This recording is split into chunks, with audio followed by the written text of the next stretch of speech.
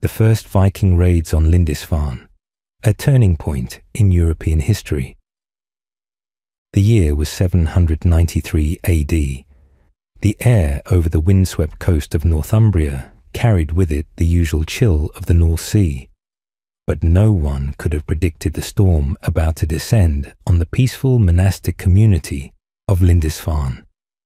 Nestled on a small tidal island off the northeast coast of England, Lindisfarne had long been a beacon of spiritual devotion and scholarly tradition. Its monastery, founded by Saint Aidan in the 7th century, had become a sanctuary for learning, a cradle of Christianity, and a haven of art and scripture. But that June, a group of sea-born warriors arrived not to pray or study, but to plunder, burn, and kill. These were the Vikings, and with their sudden, brutal assault on Lindisfarne, they announced their presence to the world in a way Europe would never forget. The monks of Lindisfarne, dressed in simple robes and accustomed to a life of prayer and contemplation, could scarcely have imagined such violence. They lived apart from the political intrigues of kings and warlords, surrounded by holy relics and illuminated manuscripts. For them, each day was shaped by bells, psalms, and sacred routines. But to the Norsemen, steering their dragon-prowed ships through the grey swells, the monastery appeared as a ripe, undefended target. They saw wealth in the gilded altars, silver chalices, and golden crucifixes. But more than that, they saw an opportunity.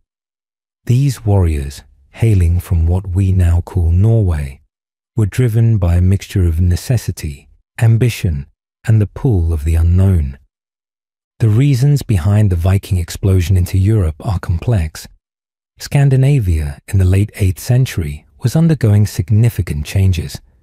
Population growth, internal rivalries, and limited arable land pushed men to the seas. They were expert shipbuilders and sailors, capable of navigating both open oceans and shallow rivers with equal skill. Their ships gave them speed, flexibility, and a terrifying element of surprise. They weren't an organized empire, but rather bands of raiders, each with their own motivations. And yet, despite their lack of central leadership, they shared a cultural ethos rooted in honor, reputation, and glory won through daring feats. When the Vikings reached Lindisfarne, they shattered more than just the walls of the monastery. They pierced the illusion of European security. The news of the raid spread quickly. A holy site violated, its monks slaughtered or taken, its treasures looted, its peace broken. The Anglo-Saxon Chronicle recorded the event with stark horror, noting immense slaughter and heathen men spreading lamentation. What shocked contemporaries even more than the violence was the location of the attack. Lindisfarne wasn't a city or a fortress. It was sacred ground. That made the assault feel like more than robbery. It felt like a spiritual wound. Before Lindisfarne, the European imagination scarcely conceived of a threat coming from the sea in such a way. Pirates and local bandits were known dangers, but the idea of ruthless foreign warriors striking out from distant shores was something new. The Viking raid tore through the cultural and psychological defenses of Christendom. For a continent steeped in religious symbolism, the desecration of Lindisfarne suggested that divine protection was no guarantee against earthly brutality. The monks had devoted their lives to piety, yet that did not spare them from swords and fire. This one event signaled a new era. In hindsight, the attack on Lindisfarne was not a one-time tragedy, but the prologue to centuries of upheaval. More Viking raids would follow, not just in Britain, but across Ireland, France, Spain, and even into the heart of Russia. The age of Viking expansion had begun. Yet what made Lindisfarne such a pivotal moment was not merely its chronological primacy. It was symbolic. It marked the start of a transformation in the European balance of power. The insular kingdoms of the British Isles would soon have to adapt to a world in which fast-moving enemies could appear from the sea, bypassing traditional defences and striking at the softest, most unguarded places. The Vikings themselves were not simply raiders. Over time, they became settlers, traders and kings. But in 793, their image was one of raw terror. Wild-haired men with axes and shields, descending upon churches and monasteries with no regard for local customs or faiths. Their sudden arrival shattered the rhythm of medieval life. No longer could coastal communities rest easy. Watchtowers were built, warnings were spread, and prayers grew more desperate. The clergy saw the attacks not only as physical threats, but as signs of divine punishment, a scourge sent to test the faithful or punish them for their sins. That belief added to the fear, framing the Viking menace as not just temporal, but apocalyptic. Despite the devastation, the monastery of Lindisfarne was eventually rebuilt. The spirit of the community endured, and its cultural legacy survived in part thanks to the extraordinary Lindisfarne Gospels, a masterpiece of medieval art that escaped destruction. But the memory of that attack never faded.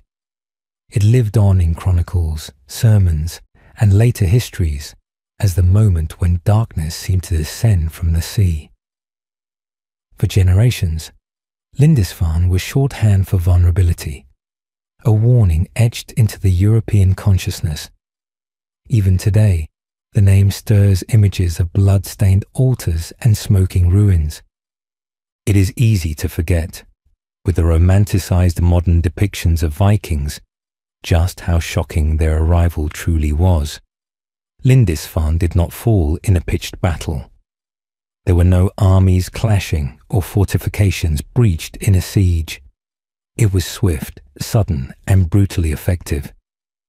And that made it terrifying. The very asymmetry of the violence, armed warriors against unarmed monks, became part of the story's horror. It demonstrated a new type of warfare, one that ignored traditional codes and exploited the element of surprise. The raid showed that no place, however sacred or remote, was beyond reach.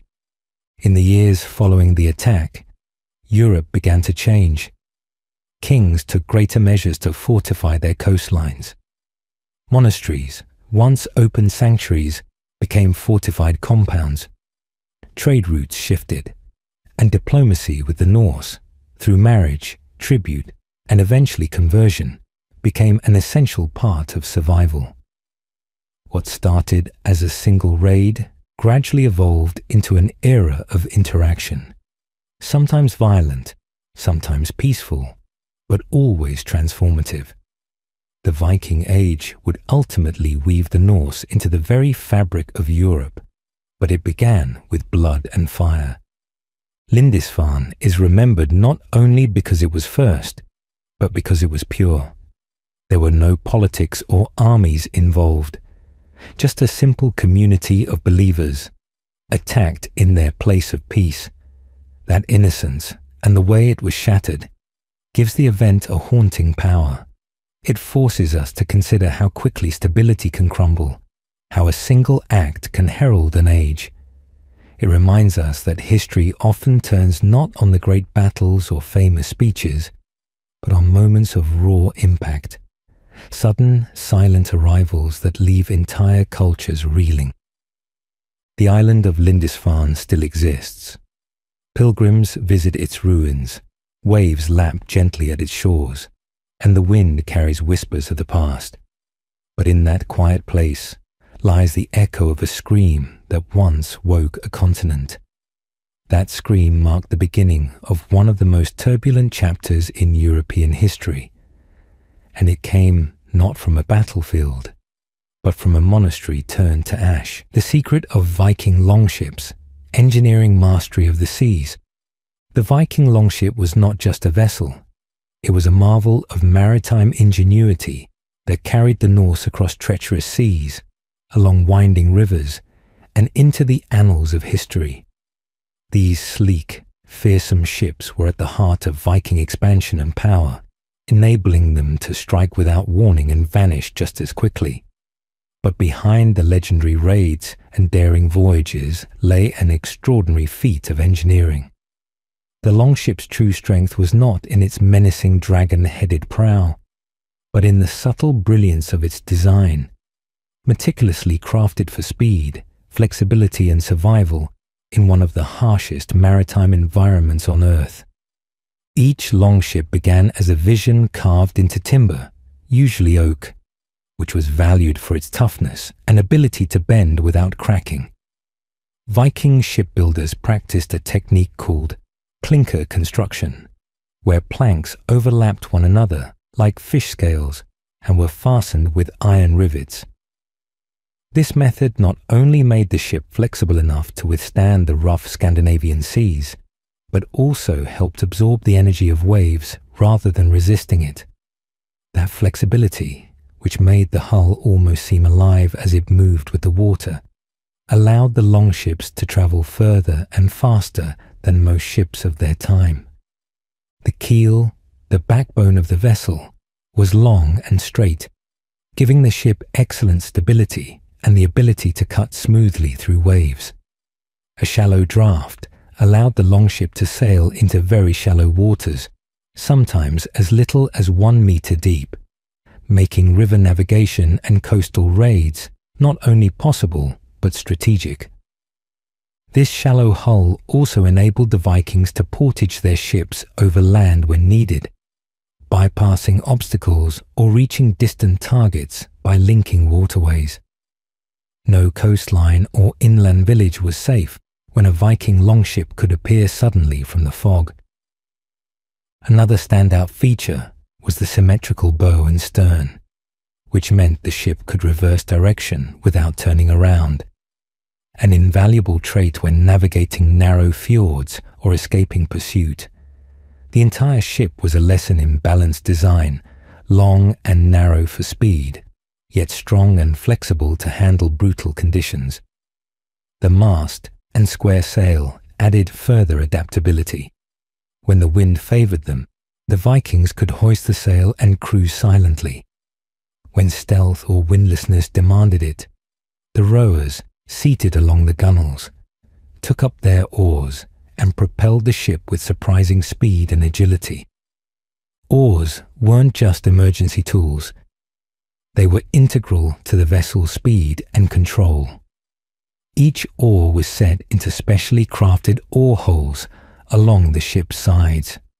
These oar holes were equipped with leather flaps that could be sealed when not in use, maintaining the ship's integrity during sailing.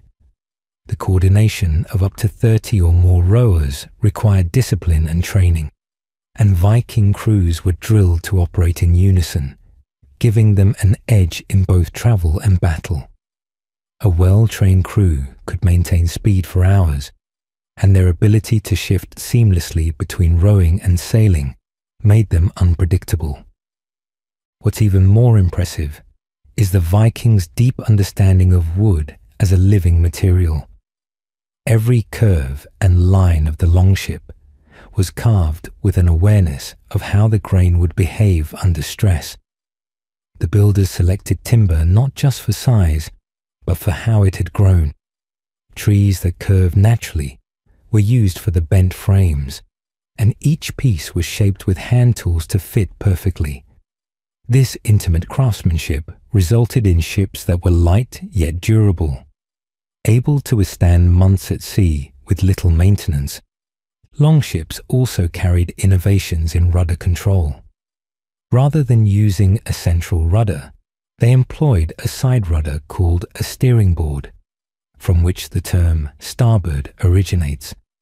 This rudder was mounted on the right side of the ship and could be adjusted for fine control, giving the helmsman a surprising degree of maneuverability. In combat or narrow navigation, such control could mean the difference between victory and destruction. Their sails were typically made of wool, treated with animal fat or resin to resist water and wind. These sails were not merely passive instruments. They were trimmed, angled, and sometimes even dyed for symbolism or intimidation.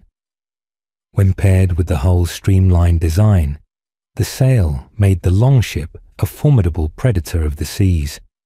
It could stalk merchant ships, outmaneuver rivals, and reach distant lands like England, France, Ireland, and even parts of the Middle East and North America.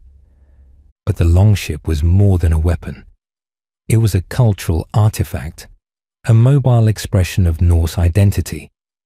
The intricate carvings, the dragon or serpent figureheads, and the overall symmetry revealed a deep appreciation for both function and form.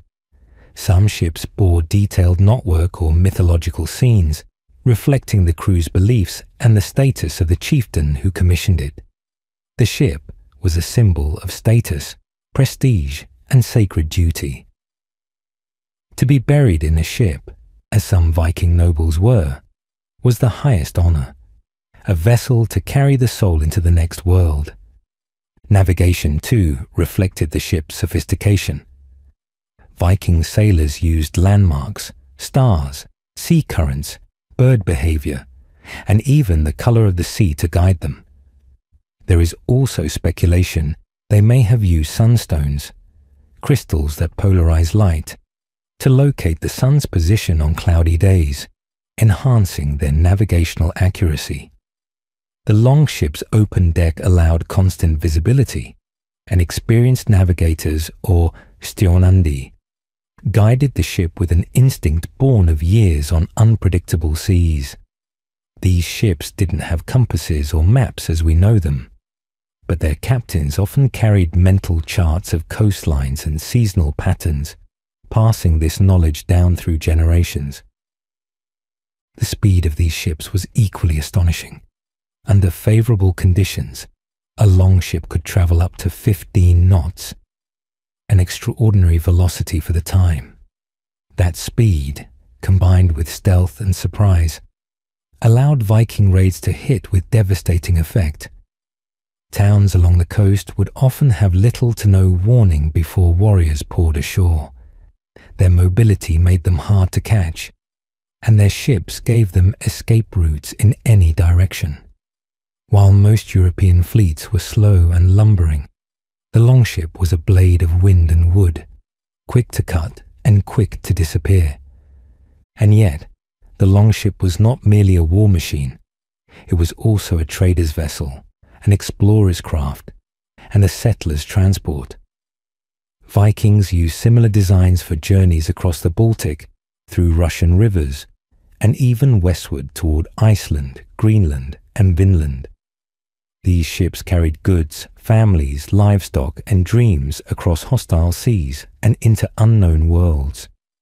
The longship was, in essence, the tool that allowed a relatively small Scandinavian population to influence vast stretches of Europe and beyond. Perhaps what makes the Viking longship most fascinating is that it wasn't built in vast shipyards or produced on a factory scale. Each one was handcrafted, measured by eye and tested by experience. Shipwrights were revered for their skills, and their knowledge was part engineering, part artistry, and part ancestral wisdom. These craftsmen balanced tradition with adaptation, always looking for ways to enhance the ship's performance without losing its soul. Despite their power and reach, Viking longships eventually faded from prominence as naval technology evolved. Larger ships with deeper hulls and more complex rigging became dominant, but even as they disappeared from the seas, the legacy of the longship remained, etched into stone carvings, preserved in buried ship graves, and immortalized in the sagas that recount their voyages. Their influence can even be seen in modern naval design, where streamlined hulls and lightweight frames echo principles first perfected over 1,000 years ago. The secret of the Viking longship, then, lies not in one invention or single feature. It was the harmony of every element, design, material, construction, and purpose, coming together in a vessel that was more than the sum of its parts. It was a ship that could glide silently across a fjord, cross the open ocean, navigate shallow rivers, and then become the stage for conquest, commerce, or ceremony. Its simplicity hid sophistication, its elegance concealed strength, and its legacy sailed far beyond the horizon. How Viking laws worked without kings or police. In the Viking world, long before centralized monarchies and organized police forces existed in Scandinavia, societies thrived under a surprisingly sophisticated legal system. Contrary to the popular image of Vikings as unruly raiders living in a state of lawlessness, they were governed by deeply rooted customs, codes, and communal practices that upheld order and justice across vast and often harsh landscapes. Their legal systems functioned without kings issuing commands or constables enforcing them. Instead, Viking law was upheld through collective responsibility, public assemblies, and a powerful respect for reputation and honor.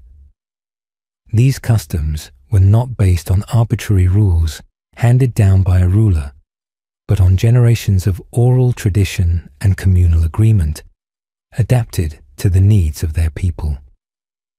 At the heart of Viking law was the concept of the Thing, a public assembly where free men would gather to settle disputes, make laws, and pass judgment. These gatherings, which ranged from local village-level things to larger regional assemblies, were foundational to how Viking communities operated. Everyone had the right to attend, speak, and be heard, though certain individuals, such as respected elders and law speakers, held particular influence. The law speaker, or logsögumaður, was not a judge in the modern sense, but a living archive of law, who recited statutes and reminded the community of precedents. His role was central, not because he enforced the law with force, but because he preserved its continuity and legitimacy through knowledge and memory. In the absence of a formal police force, enforcement of justice rested heavily on social pressure, family obligation, and the threat of collective retaliation. If someone committed a crime, such as theft, injury, or even killing, it was not the state that intervened, but the victim's family or kin group who pursued compensation or vengeance.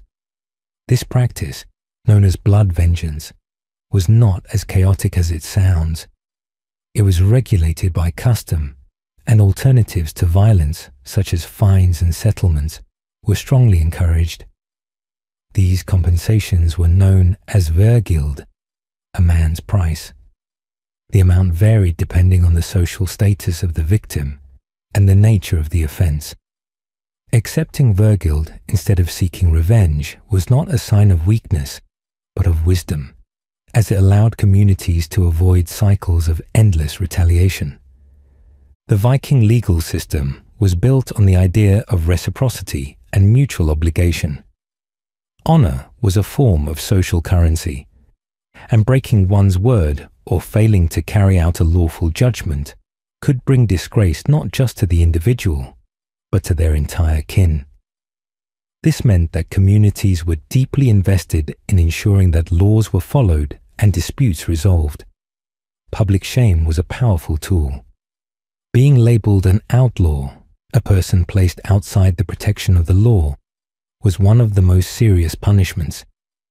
An outlaw could be killed by anyone without fear of legal reprisal, and they were often forced to flee or perish. The threat of outlawry created a strong incentive to settle disputes fairly and abide by community decisions. Laws were not static, and the Thing allowed for laws to evolve as communities faced new challenges. The consensus-based nature of the assembly meant that changes were made carefully, with ample discussion and input. This collective governance helped ensure a level of fairness and adaptability. It also gave the people a sense of ownership over their legal system. They were not being ruled. They were ruling themselves, guided by the wisdom of their traditions and the input of their peers. One of the most striking features of Viking law was its reliance on oath-taking. Oaths were sacred, binding declarations often made before the thing or in the presence of respected witnesses.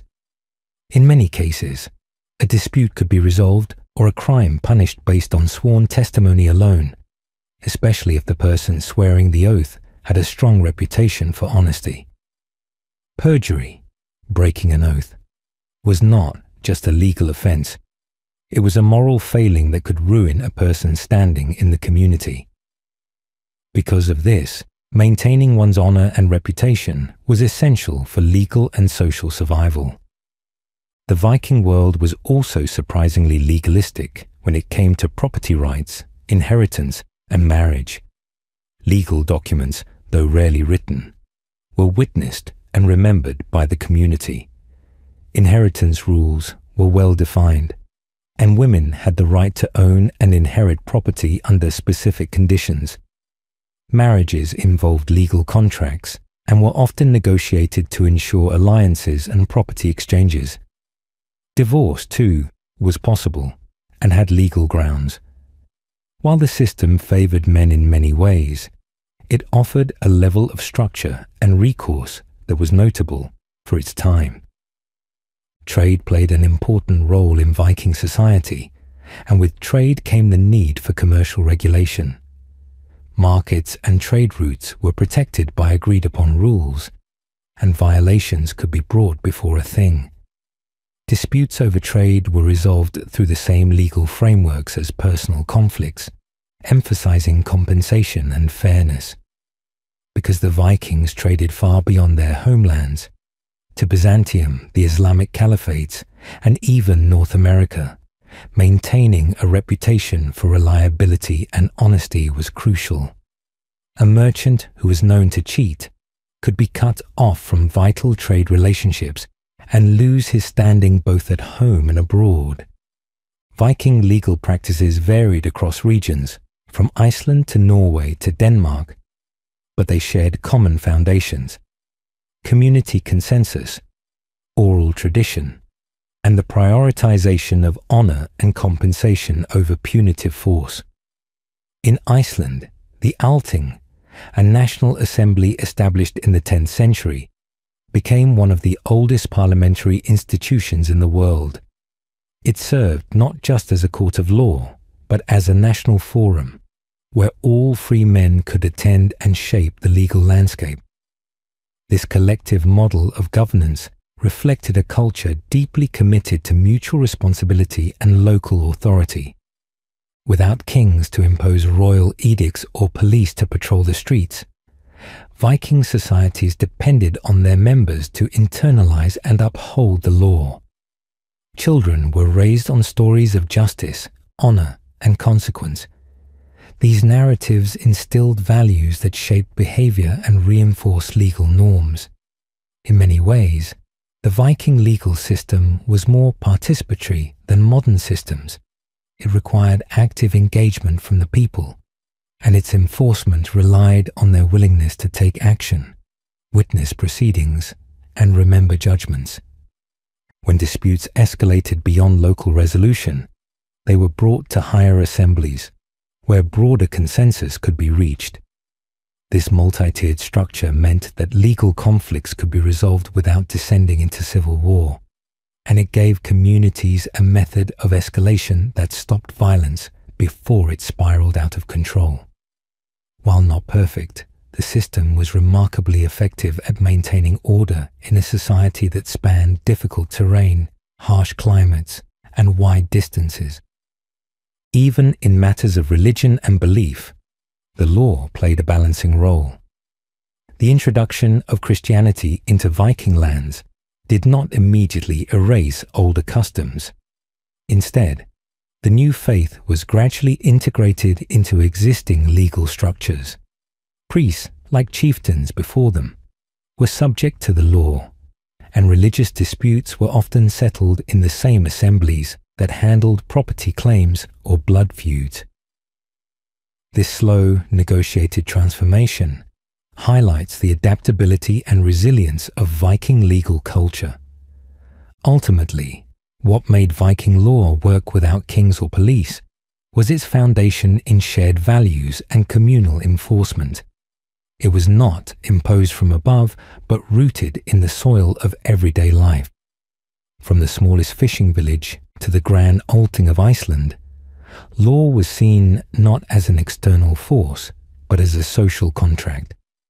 Every member of society had a role in upholding it, and every violation was not just an offense against an individual, but a tear in the fabric of the community itself. This collective responsibility ensured that even in the absence of centralized authority, order could prevail. The legacy of Viking law endures today not just in historical records, but in the democratic traditions of Scandinavia. The emphasis on consensus, participation, and mutual accountability laid the groundwork for later legal developments and inspired admiration among later chroniclers and legal scholars. While the image of horned helmets and roaring warriors persists in popular imagination, the truth is that the Vikings were builders of systems as well as breakers of chains. Their laws, shaped by necessity and honed by experience, created a society that valued order, justice, and above all, the dignity of every free man who stood beneath the sky and claimed his place in the circle of the thing. The Role of Shieldmaidens, fact or Norse myth. In the misty realms of Norse legend, among sagas sung beside hearth fires and etched into the bones of Viking lore, the Shieldmaiden stands as one of the most compelling and controversial figures. These women, clad in armor and bearing weapons, appear in countless tales as fierce warriors fighting alongside men. But were Shieldmaidens real historical participants in Viking warfare, or were they poetic inventions designed to inspire awe? The truth, as with much of history that intertwines with myth, lies in a foggy space between evidence and imagination, between what was and what was believed. The Norse world was a place shaped by both brutal realism and expansive imagination. In the sagas, those rich, sprawling narratives passed down orally and later written into manuscripts, shield maidens like Lagertha and Hervor are described as skilled in combat, valiant in spirit, and equal to men in courage and battlefield prowess. These stories portray them not just as anomalies, but as celebrated figures, sometimes leading troops, other times exacting revenge or defending their kin. Such tales ignited the imaginations of generations, casting shield maidens as icons of Norse valor. However, the presence of these stories in legendary literature alone does not prove their historical accuracy, and this is where the debate intensifies. The historical sources that support the existence of shield maidens are complex and sparse. The sagas themselves were often written centuries after the Viking Age had ended, during a time when Christianity had taken root in Scandinavia and oral traditions were being formalized.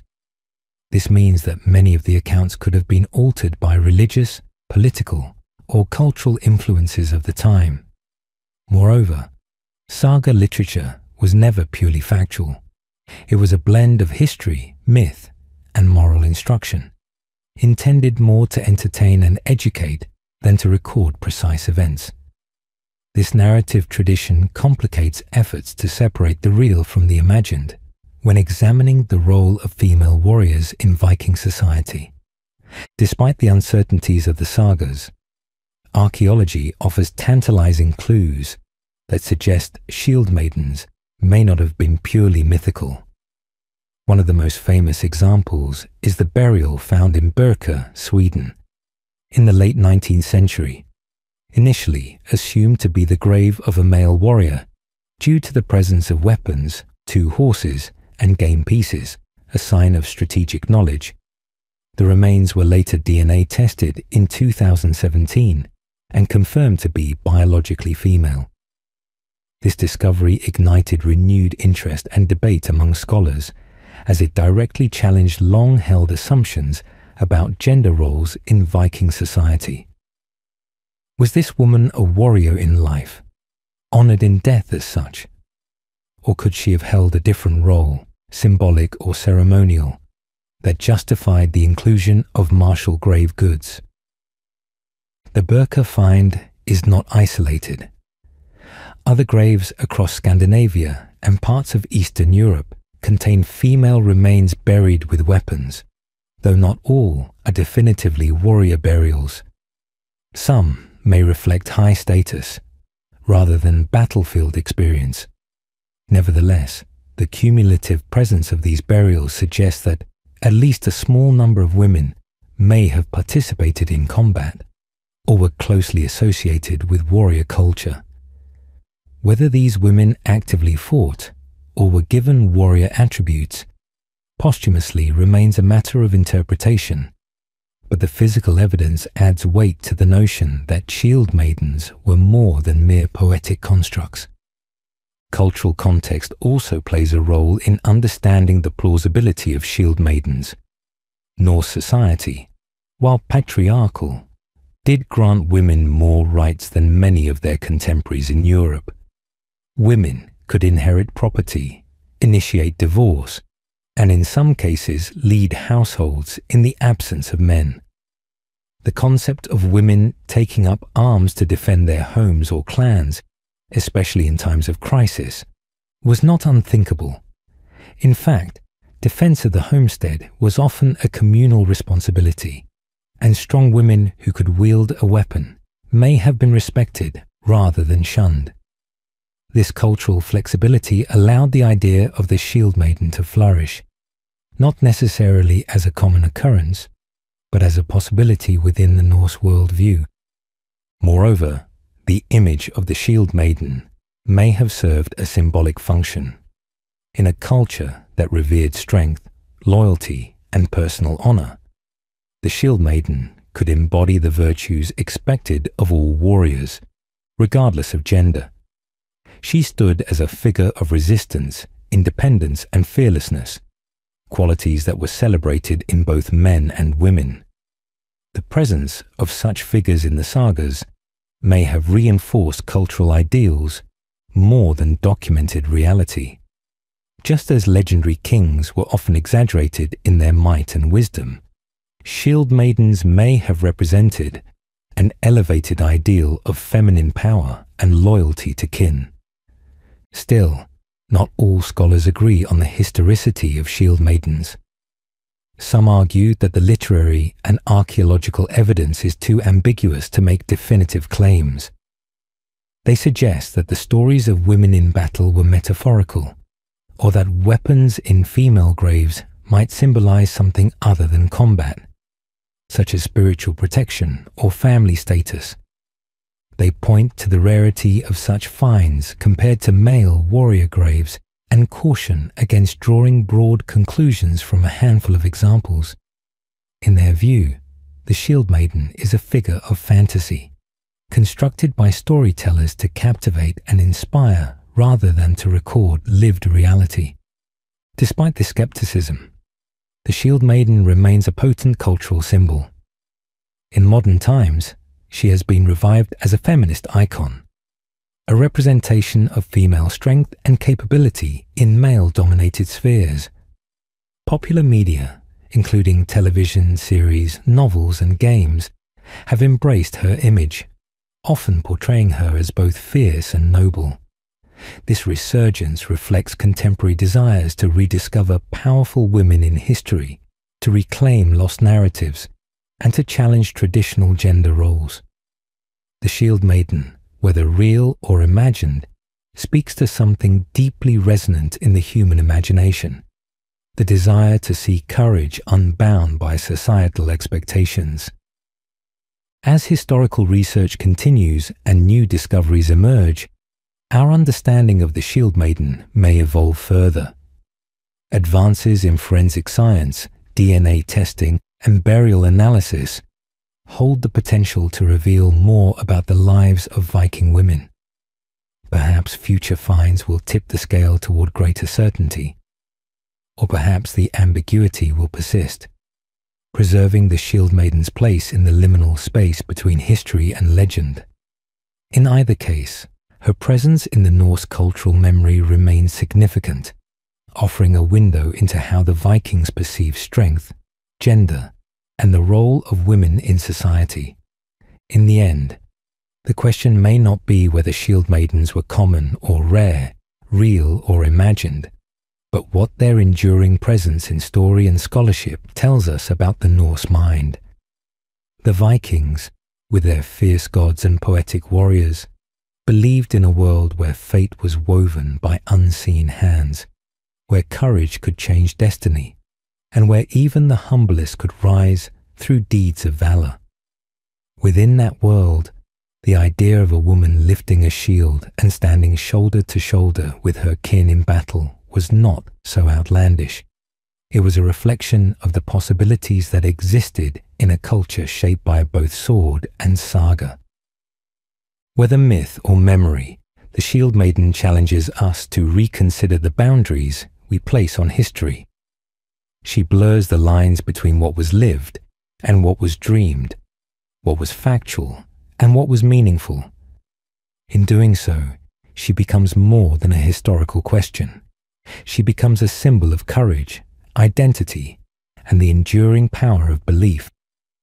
And as long as we continue to tell her story, the Shieldmaiden will never truly fade into the mists of time.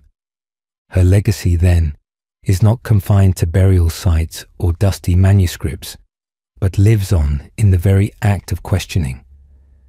Every time we ask whether she fought, whether she led, whether she stood defiant in the chaos of battle, we participate in a broader reflection on how narratives are shaped, preserved, and revived. The Shieldmaiden becomes a canvas for reinterpretation, a vessel into which each generation pours its own hopes and values. In some eras, she was downplayed, forgotten, or dismissed. In others, she re-emerged as a force of defiance and pride. Even in Viking society, where oral tradition was paramount, stories carried weight, not just because of their content, but because of who remembered them. The existence of female warriors, be they few or many, was validated by the sheer act of memory, preserved by families and schools alike. Their echoes, travelling from village firesides to the pages of chronicles, reveal more than facts. They unveil a culture willing to imagine strength in unexpected forms. As our tools for uncovering the past grow sharper, perhaps the Shieldmaiden will step further out of the shadows. But even if she remains partially veiled, her story still stirs something ancient and unyielding. Our yearning to believe that courage, in any era, could wear many faces. Viking slave economy, the hidden backbone of their wealth. When we think of the Vikings, the mind often races to images of longships slicing through icy waters, of horned helmets, though historically inaccurate, and of fierce warriors storming the shores of foreign lands. Their sagas echo through time, telling of exploration, conquest, and maritime supremacy. Yet beneath the thunder of their battles and the legacy of their seafaring exploits lies a quieter, more unsettling foundation, one often overlooked but deeply embedded into the fabric of Viking success: slavery. The Viking Age, which spanned roughly from the late 8th to the early 11th century, saw not just the rise of warriors and raiders, but also the flourishing of a hidden economy, an economy that revolved around the capture, trade, and exploitation of human beings. This was not a peripheral practice, but a central pillar of Norse wealth, deeply intertwined with their social structures, trade routes, and daily life. The term thrall in Old Norse denotes a slave, and these individuals were more than mere footnotes in Viking society. They were the ones who built homes, tilled fields, fetched water, and manned the most grueling labour in the cold and rugged north. Captured in raids or purchased through expansive trade networks, these enslaved men, women, and children were not simply used for their muscle. They were currency, a source of prestige, and a symbol of prosperity.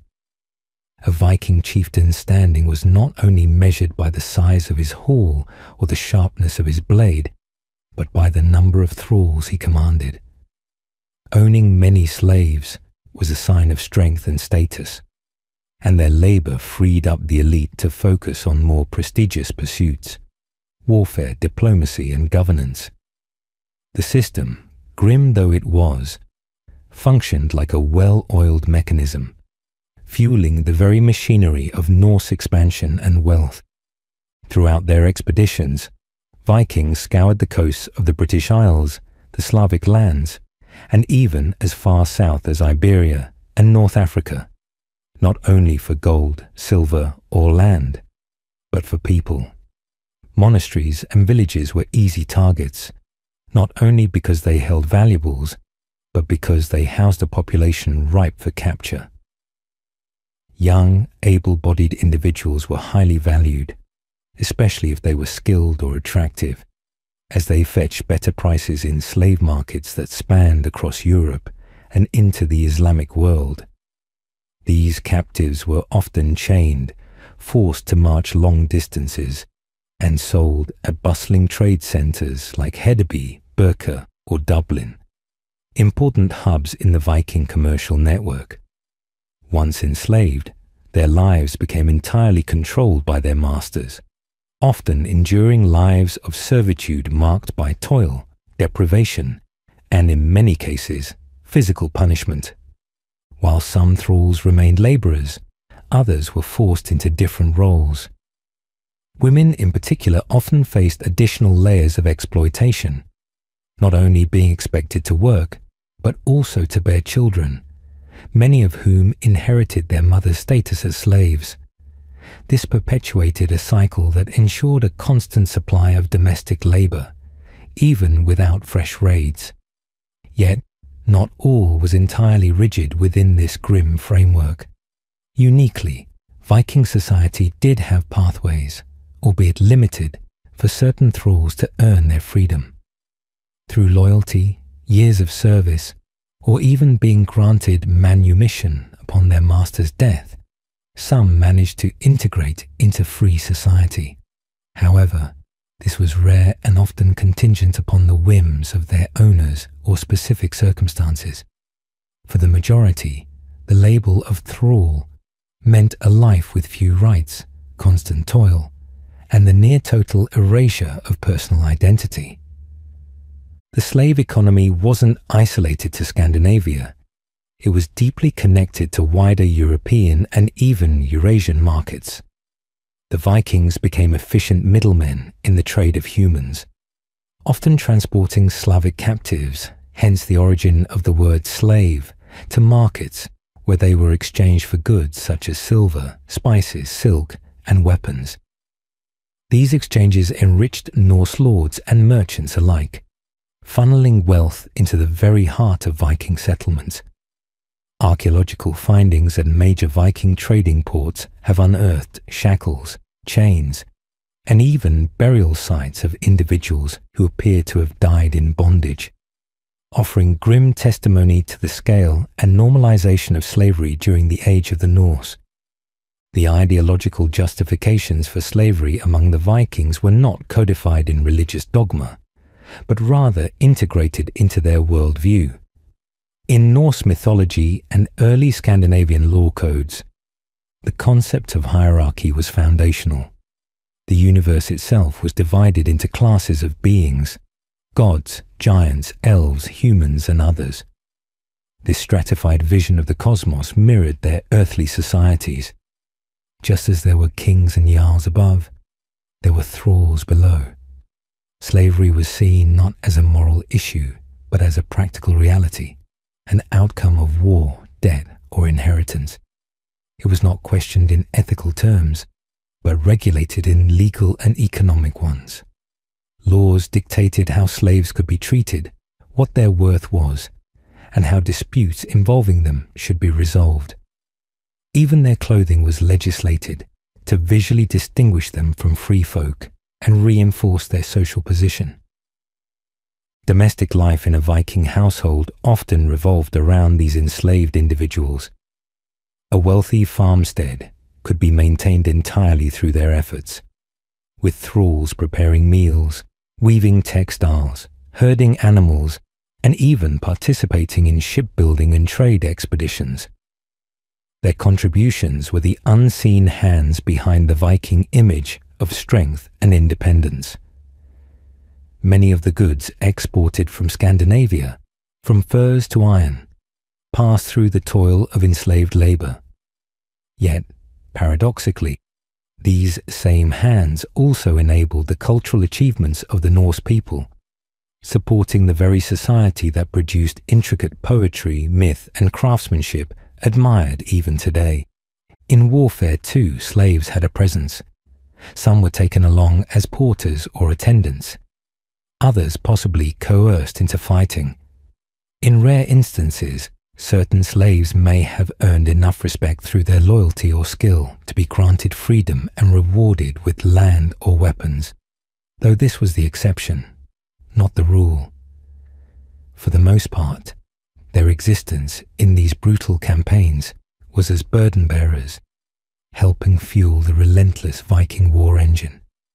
This allowed the warriors to maintain their agility and efficiency, while the enslaved bore the logistics and support roles essential for survival in foreign campaigns.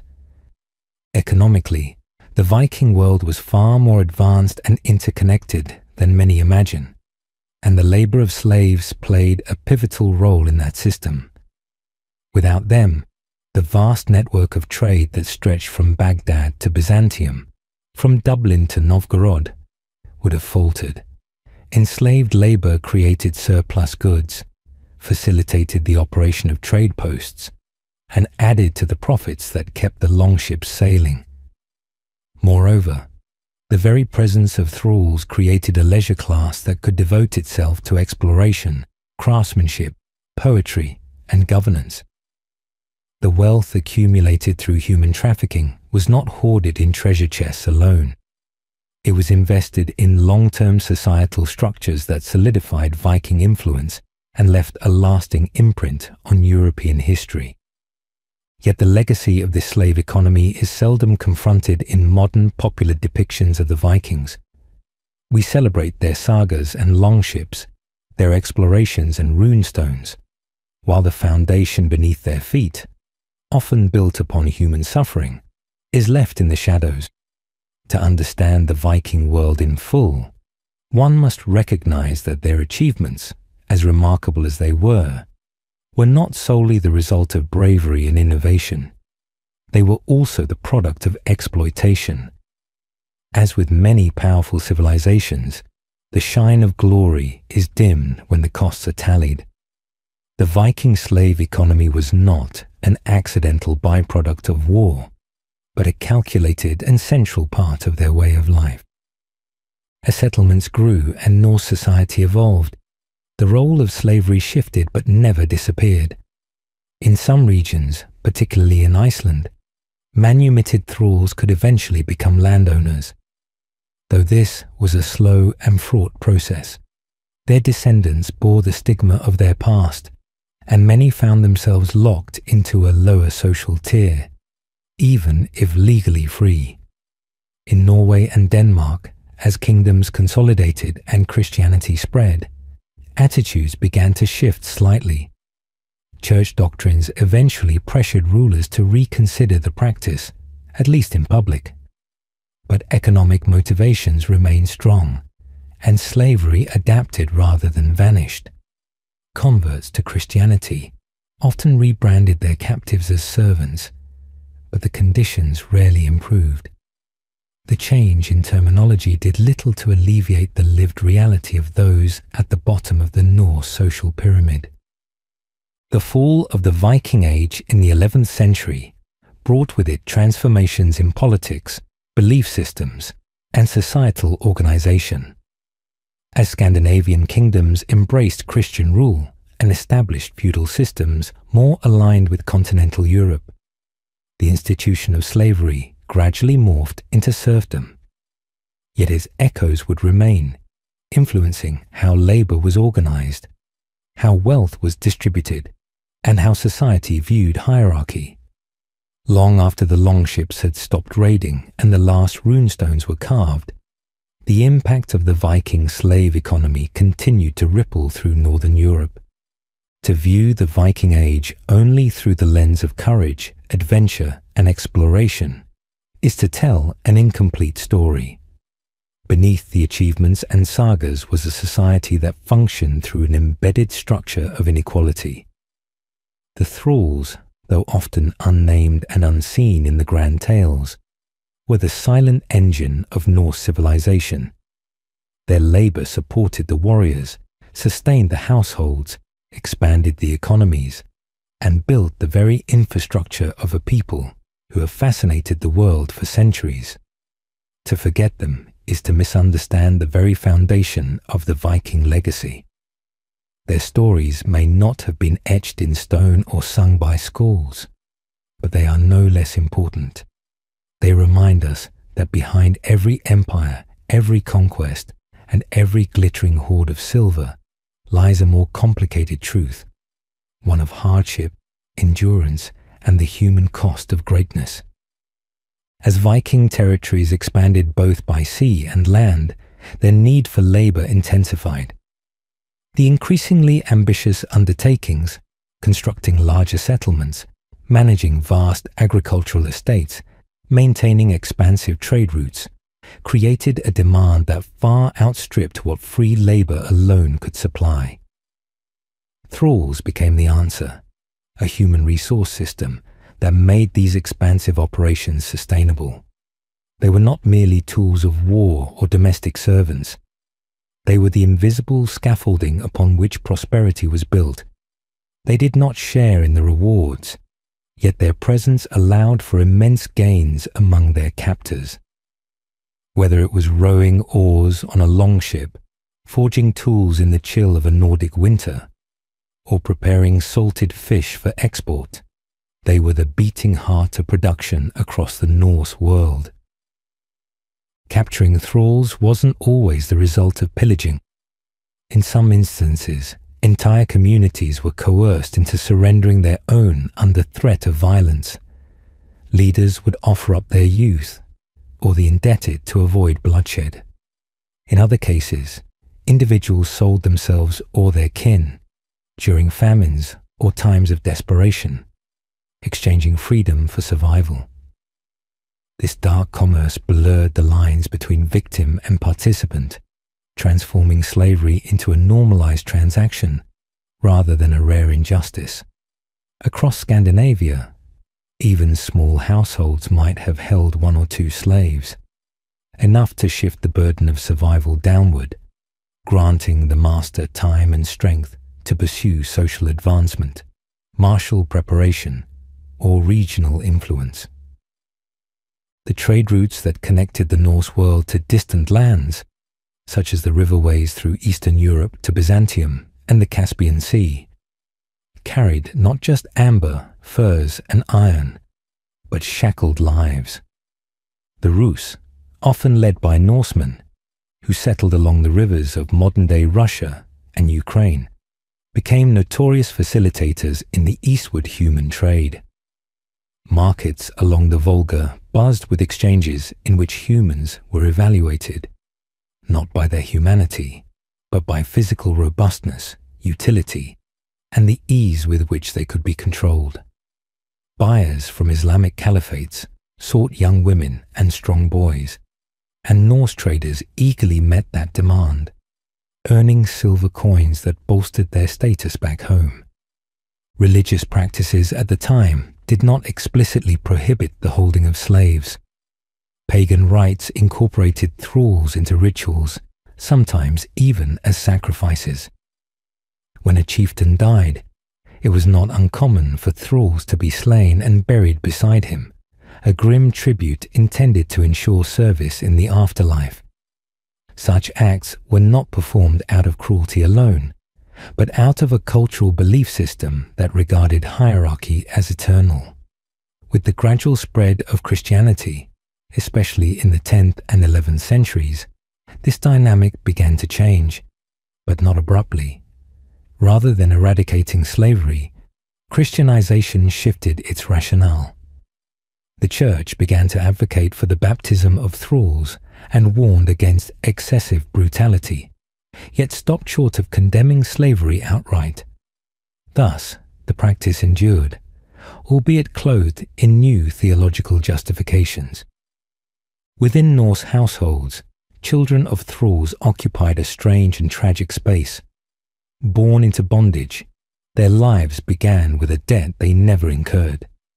Many were raised alongside free children, yet quickly came to understand their limitations. No inheritance, no legal recourse, no future beyond the walls of servitude.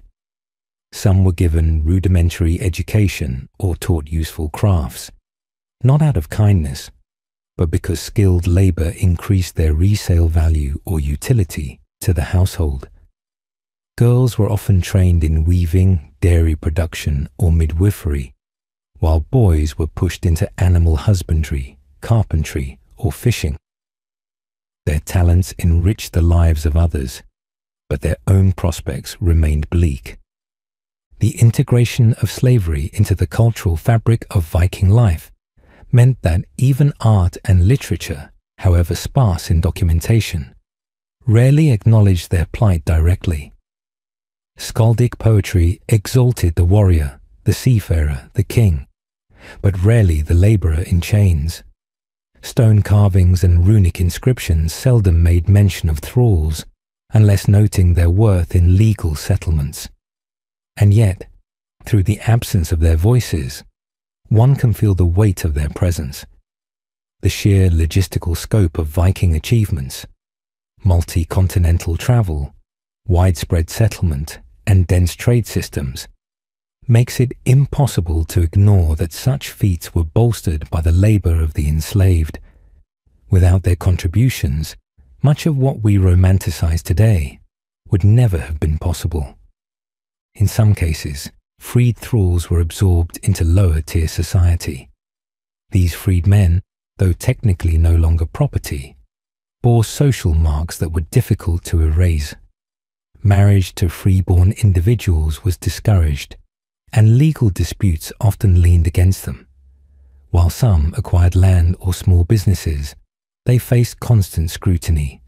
Their upward mobility was hampered not by law alone, but by long-standing cultural prejudice. A former thrall could become a neighbor, but rarely an equal.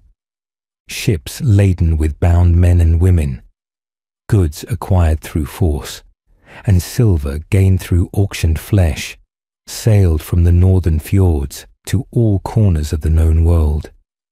These vessels carried more than merchandise. They carried stories of conquest, despair, and transformation. Behind the polished brooches and fine cloaks worn by the elite were hands blistered from hours of forced weaving or metalwork. The iron that forged Viking swords may have been mined by men who never saw sunlight except when marched to the forge. The fish that sustained trading expeditions were salted by backs hunched over barrels for hours. Their names forgotten, but their impact embedded in every expedition. Over time, as political consolidation replaced loose tribal structures, kings began to assert more formal authority over slave ownership. Royal charters and decrees slowly took shape, not to outlaw slavery, but to manage its economic output more efficiently. Slaveholders were taxed, and transactions recorded with increasing precision. The state recognized the profitability of this institution and sought its regulation, rather than its abolition. Legal documents began to emerge, specifying punishments for killing a slave, stipulations for manumission, and procedures for slave marriages. if permitted at all. These developments codified the slave economy, further embedding it into the framework of Viking society. Meanwhile, contact with the wider European world meant exposure to differing ideas, including evolving moral concerns about bondage. Yet, these changes moved at a glacial pace.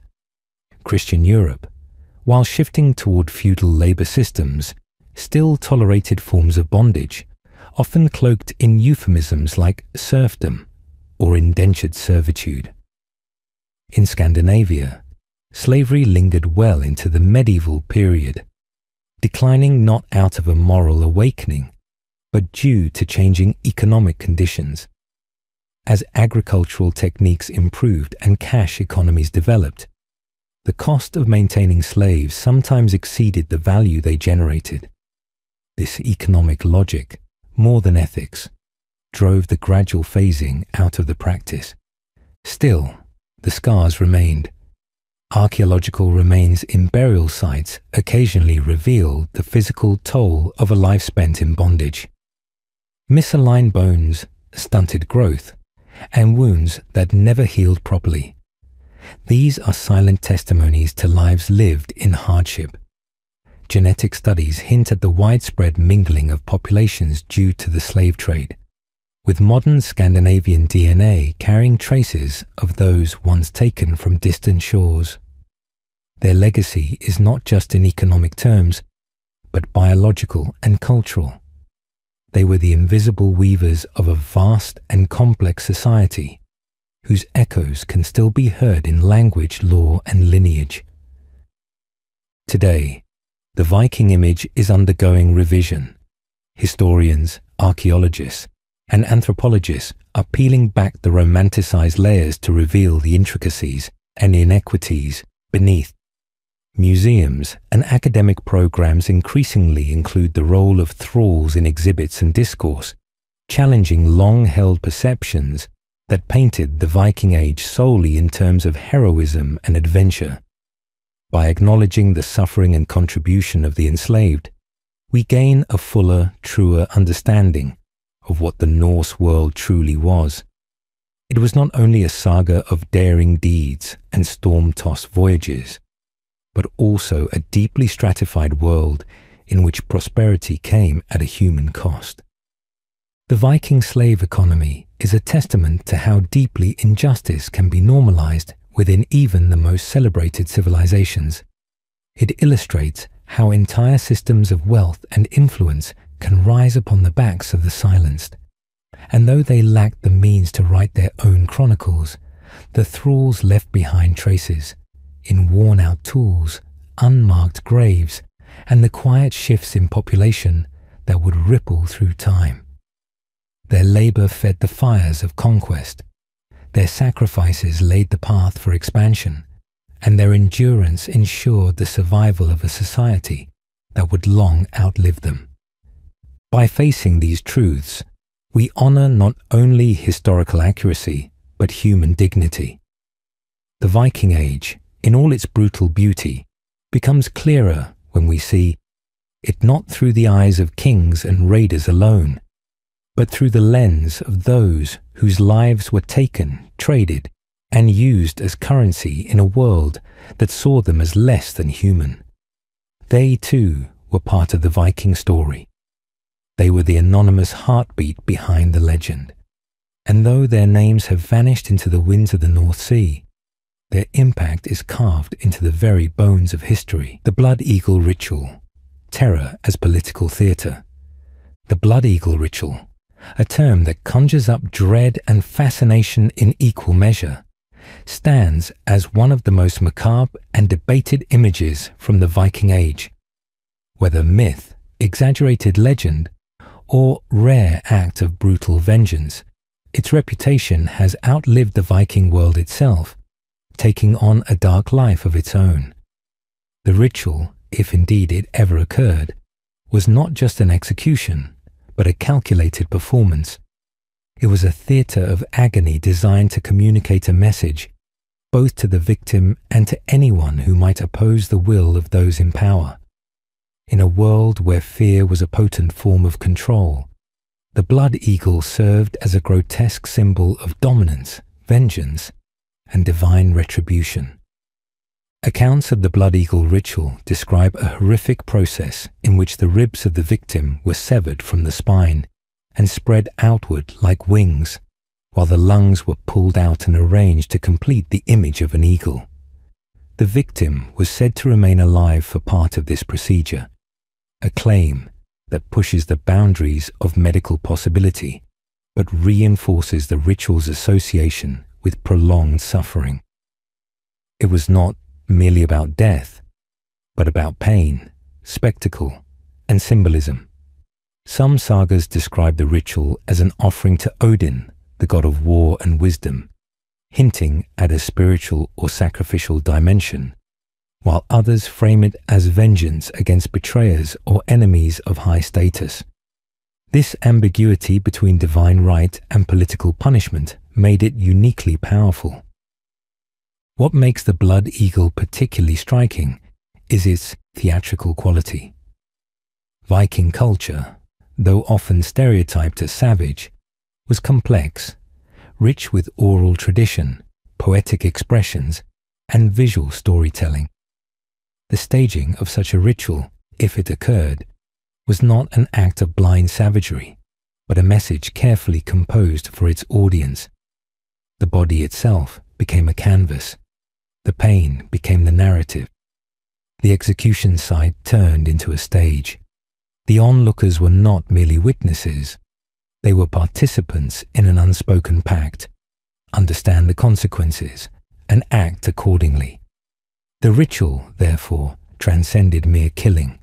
It was political theatre in its purest, bloodiest form. The victims of the blood eagle were not random. They were often said to be kings, noblemen, or warriors of high regard, whose defeat would not go unnoticed by neighbouring tribes or rival clans. By performing the blood eagle on such prominent individuals, the perpetrators not only exacted revenge, but also broadcasted a statement of supremacy. The method of execution was as much about demonstrating the power of the executioner as it was about punishing the condemned. Every rib cracked open, every exposed lung, every agonized breath became a chapter in a story that would ripple across communities like a storm at sea. It was a visual warning etched into collective memory. Historical sources for the blood eagle are sparse and often contested. Much of what we know comes from sagas written down centuries after the events they describe, often by Christian monks or chroniclers, who may have had reasons to depict pre-Christian rituals as barbaric. Some scholars argue that the description of the ritual is metaphorical, a literary flourish meant to convey the intensity of vengeance rather than a factual account of a procedure. Yet the persistence of the tale across multiple sources and its haunting consistency suggest it held deep symbolic value, whether or not it was ever enacted literally.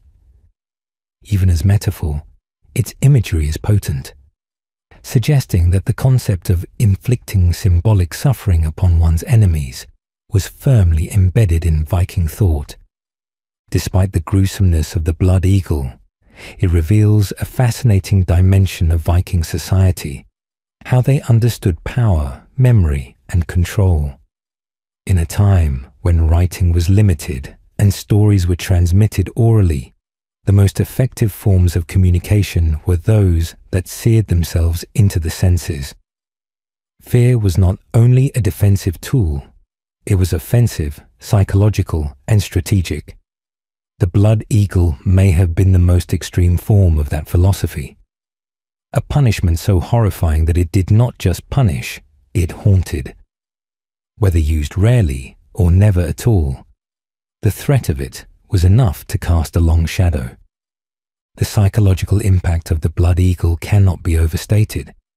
For a culture that valued strength, honor, and the legacy of one's name, to be subjected to such a death was more than defeat. It was transformation into a symbol of weakness and submission. It removed dignity and turned the fallen into a warning. In some interpretations, the ritual was also said to require the victim to remain silent through the ordeal, as a measure of their honor. If they screamed, they died dishonorably. If they endured it quietly, they were still broken, but at least remembered with a shred of respect. This cruel test of endurance illustrates the deeply embedded values of stoicism and courage, even in death. In a warrior society, how one died was as important as how one lived. It is worth noting that many rituals and customs from early societies, particularly those passed down by enemies or later historians, tend to be exaggerated or misunderstood. The blood eagle, existing in that murky space between legend and record, serves as an example of how fear and fascination can reshape reality. Whether real or symbolic, it is a ritual that has survived not in bones or ruins, but in the imagination. And in many ways, that is where its power is most enduring. The very uncertainty of its historicity adds to its terror. If no one knows exactly how, when, or even if it was performed, then the mind fills in the blanks with its darkest visions. The use of extreme violence as a form of communication is not unique to the Vikings. Across history, empires have used executions as public demonstrations of control, from crucifixions in Rome to impalements in the East. What sets the blood eagle apart is its artistic cruelty, its almost ritualistic choreography of pain and display. It didn't just eliminate a threat, it elevated the punishment into a legend. This deliberate crafting of fear is something modern political regimes have also utilized, though through different means, such as propaganda, surveillance, or controlled narratives. The blood eagle may belong to a distant time, but its psychological blueprint can be traced in the manipulation of perception and emotion that persists in power structures today. In examining the blood eagle, we are not only engaging with Viking history, but also confronting our own capacity for fascination with the grotesque. Why does this image linger in our minds? Why has it become a fixture in pop culture, history books, and debates among scholars? Perhaps because it speaks to a primal aspect of human nature, the fear of pain, the need for control, the power of symbols. In this one horrific image, we find a convergence of physical suffering, political messaging, spiritual belief, and dramatic flair. It compresses the extremes of human experience, cruelty, honor, terror, and awe, into a single act. And that act, regardless of its factual basis, continues to echo through time. As with many elements of Viking lore, the blood eagle resists easy classification. It is not simply a method of execution or a mythic tale. It is an idea, a construct of fear and fascination wrapped in cultural context. It reflects how power is expressed and remembered, not only through conquest, but through performance. Just as a king might wear a crown or ride through the streets in ceremony, the blood eagle was a theatre of death, a ritual so dreadful that its very mention could silence dissent. In the Sagas, it is rarely described without reverence or horror. Its legend was crafted not just by those who performed it, but by those who remembered it, repeated it, and feared it. Ultimately, the blood eagle is less about gore and more about memory. It is a symbol of how the Vikings may have viewed justice, honor, and retribution, not as isolated acts, but as part of a cosmic and social order. Whether real or apocryphal, it continues to captivate because it blends so many elements of what makes history unforgettable: mystery, emotion, symbolism, and the dark theatre of power. In contemplating the blood eagle, we look into a mirror held up by the past, revealing both the shadows of those who wielded power long ago and the lingering truths about human nature that remain with us still. The Siege of Paris, 845. How Ragnar looted the Frankish capital. In the year 845, a shadow fell over the mighty Carolingian Empire as longships carved through the misty waters of the Seine. They bore warriors from the north, fierce men draped in furs, wielding axes, and singing songs of conquest. At the helm of this formidable fleet stood a figure whose name would echo through history and legend alike, Ragnar Lodbrok. Though cloaked in saga and myth, this Norse chieftain was about to leave a mark on the Frankish world that neither sword nor time could easily erase. The Siege of Paris in 845 was not just a raid, it was a statement. It was the moment the Vikings truly announced their power to the heart of Christian Europe. The backdrop to this fateful siege was a fractured realm. After the death of Charlemagne, the Carolingian Empire began to fray under the rule of his successors. Charles the Bald, who held the western portion of the empire, found himself struggling to maintain authority over a kingdom riven with internal conflicts and vulnerable to outside threats. The Franks were not unaccustomed to Viking incursions by this point, but what approached in 845 was unlike anything they had previously faced. It was not a quick plunder or a strike on a coastal monastery. It was an organized campaign aimed at the symbolic and strategic heart of the West Frankish kingdom. According to the annals of the time, Ragnar's fleet was composed of around 120 ships, carrying thousands of warriors. They moved swiftly up the Seine, attacking towns and villages as they advanced, spreading panic and destruction. No force in the region appeared capable of stopping them. The Franks, despite their formidable fortresses and armored cavalry, were caught off guard by the speed, coordination, and brutality of the attackers. Ragnar's men pillaged everything in their path. Wealth, food, and people alike fell into their grasp. The very fear of them often made resistance futile. As the fleet reached Paris, the city stood both terrified and awestruck. Situated on the Ile de la Cité, Paris at the time was not yet the sprawling metropolis it would become, but it was still of immense symbolic importance. It represented political power, religious devotion, and the cultural identity of the Franks. To strike Paris was to strike at the soul of the kingdom. Ragnar knew this. He was not just a raider. He was a tactician who understood the psychological value of spectacle. The siege would not be silent or surgical. It would be dramatic, overwhelming, and unforgettable. The defenses of Paris were quickly overwhelmed. The city's fortifications, which had sufficed against lesser threats, crumbled in the face of Ragnar's determination and fire. The Vikings breached the walls, entered the city, and laid waste to its treasures. Churches were desecrated, relics looted, and citizens slaughtered or taken captive. Gold and silver were hauled off in carts and sacks, but it was the humiliation of Paris itself that was the greatest prize. For the first time, the center of Frankish power lay open and defeated at the feet of the Northmen. One of the most chilling episodes of the siege occurred when Ragnar reportedly captured a group of Christian prisoners and had them executed in a ritualistic display. This was not simply brutality for its own sake. It was a calculated act meant to strike terror and demonstrate dominance. Some sources suggest that he even hanged these victims in mockery of the crucifixion, though the details remain debated. What is certain is that Ragnar understood the value of fear as a weapon.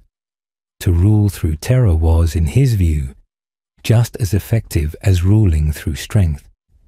Charles the Bald, recognizing the catastrophic impact of the attack and the inability of his forces to repel Ragnar's army, made a fateful decision. Rather than risk further bloodshed and destruction, he offered the Viking leader a ransom. This was no small sum, 7,000 leaves of silver, a treasure worthy of a king. Ragnar accepted. With his ships full of plunder and his reputation soaring, he withdrew from the city, leaving behind smoke, silence, and a stunned population. The Franks had survived, but their pride and security had been shattered. The implications of the siege rippled far beyond Paris. It showed that the Carolingian Empire, once feared and respected across Europe, could be humbled by a foreign force that operated without conventional structure or politics. The success of the raid inspired countless other Viking leaders to follow suit, launching their own expeditions into Frankish and other Christian territories. Paris would be attacked again in the coming decades.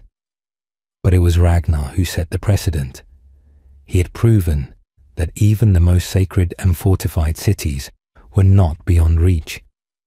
What made Ragnar's success even more resonant was the blend of legend and fact that surrounded him. Later Norse sagas would build upon this moment, embellishing his story until it was difficult to separate man from myth. Some accounts would say that he claimed descent from Odin, that he wore enchanted garments, or that he laughed in the face of death. But even stripped of myth, the historical Ragnar, whoever he precisely was, demonstrated the kind of cunning, resolve and charisma that transformed a raid into a milestone in European history. In the years that followed, the Franks attempted to reform their military strategies. Fortresses were strengthened, river defences established, and a network of watchposts was developed to detect and deter Viking fleets. But none of these changes erased the memory of 845. That year became a warning, a scar in the collective consciousness of Western Europe. It taught monarchs that diplomacy could be as necessary as warfare, and that sometimes gold was a more effective defense than steel. Ragnar's departure from Paris did not mark the end of his influence. His legacy lived on through his supposed sons, men like Ivar the Boneless, Bjorn Ironside, and Sigurd Snake in the Eye, who would themselves go on to shape the Viking Age in extraordinary ways.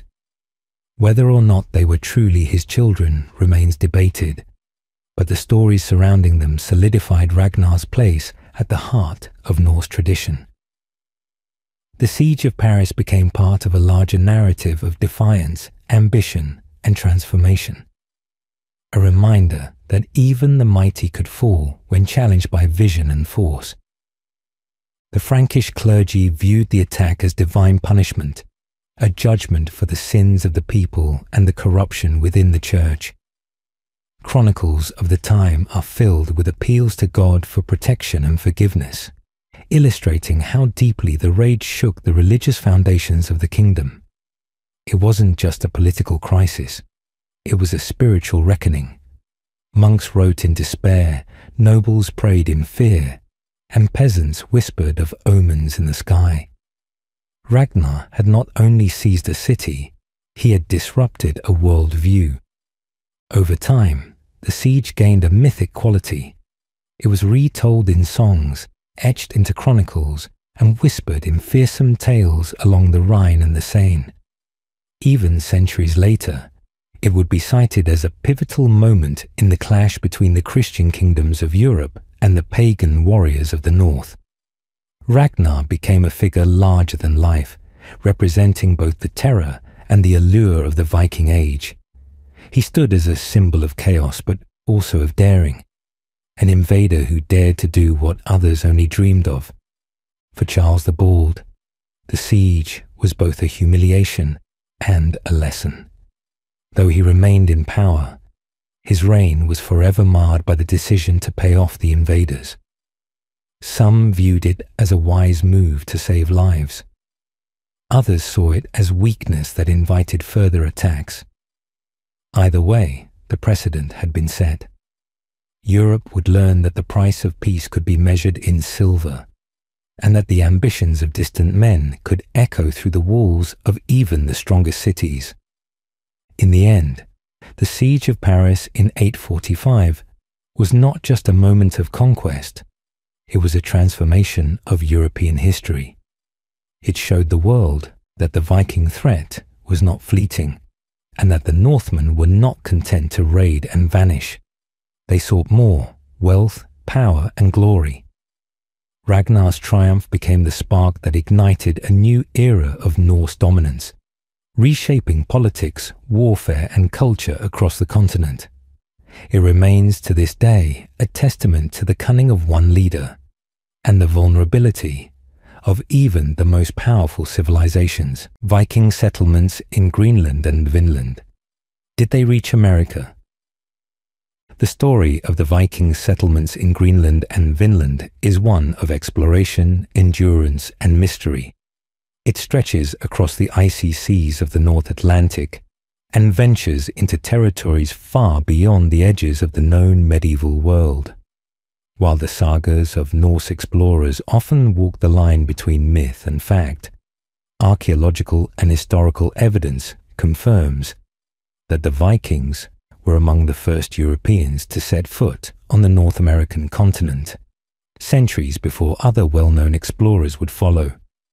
These Norse seafarers, originating from Scandinavia, were driven by a mix of curiosity, necessity, and ambition as they ventured westward from Iceland to Greenland and beyond. Greenland became the first significant Viking outpost in the far western reaches of their known world. Eric the Red, an outlaw from Iceland, led the initial settlement effort around the year 985. Banished from Iceland due to a series of violent disputes, Eric set sail westward after hearing of land beyond the sea from earlier Norse sailors. What he found was a harsh yet habitable coastal region, dotted with fjords and valleys. He named the place Greenland, likely a strategic exaggeration meant to attract more settlers. His naming ploy worked. Within a few years, hundreds followed him, bringing livestock, tools, and the traditions of Norse society. They established two main settlements, the Eastern Settlement and the Western Settlement, though both were located on the southwestern coast of Greenland. Life in Greenland was challenging. The climate was cold, the soil rocky, and the growing season short. Still, the settlers managed to maintain a fragile foothold, surviving by raising livestock, hunting, fishing, and trading with both Europe and the indigenous peoples of the Arctic. Their society mirrored that of Iceland and Norway, complete with chieftains, law speakers, and gatherings known as things. Churches were built, and Christianity took root alongside older Norse traditions.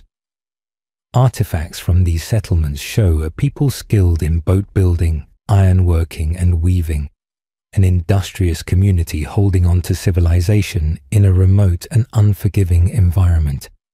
But Greenland was not the end of their journey.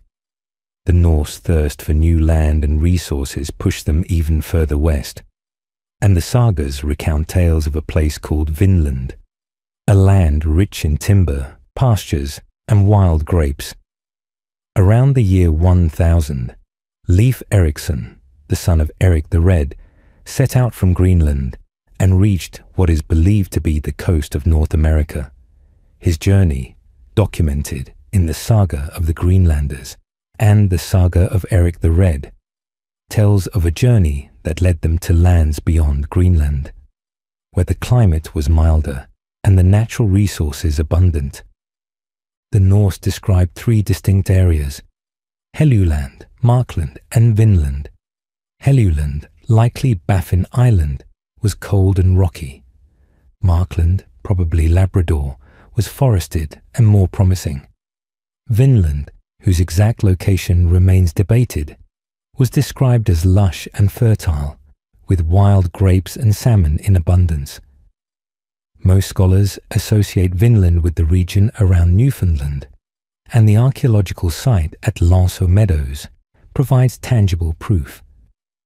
Discovered in the 1960s, Longships is a Norse settlement site on the northern tip of Newfoundland, featuring longhouses, iron-working facilities, and tools that match those used in Greenland and Iceland.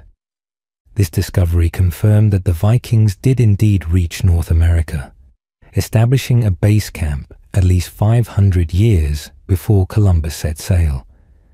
However, the site appears to have been short-lived, likely used for only a few years. The reasons for the abandonment of Vinland are still debated. Some suggest that hostile encounters with indigenous peoples, referred to in the sagas as the Skraelings, made long-term settlement difficult. Others point to logistical challenges. The supply lines between Greenland and Vinland were long and dangerous. Weather, limited resources, and isolation likely made sustained colonization nearly impossible. Additionally, the Greenland colonies themselves were not thriving enough to support expansion on such a distant frontier. Trade between the Norse and the native peoples did occur, though it may have been sporadic and tense. The sagas describe both peaceful exchanges and violent clashes. The Norse valued items like furs and ivory, while the indigenous groups may have been intrigued by iron tools and woven goods. But cultural differences and competition for territory likely led to conflict, cutting short what might have been a longer period of contact. Despite the short duration of the Vinland settlement, the voyage remains a remarkable achievement in exploration.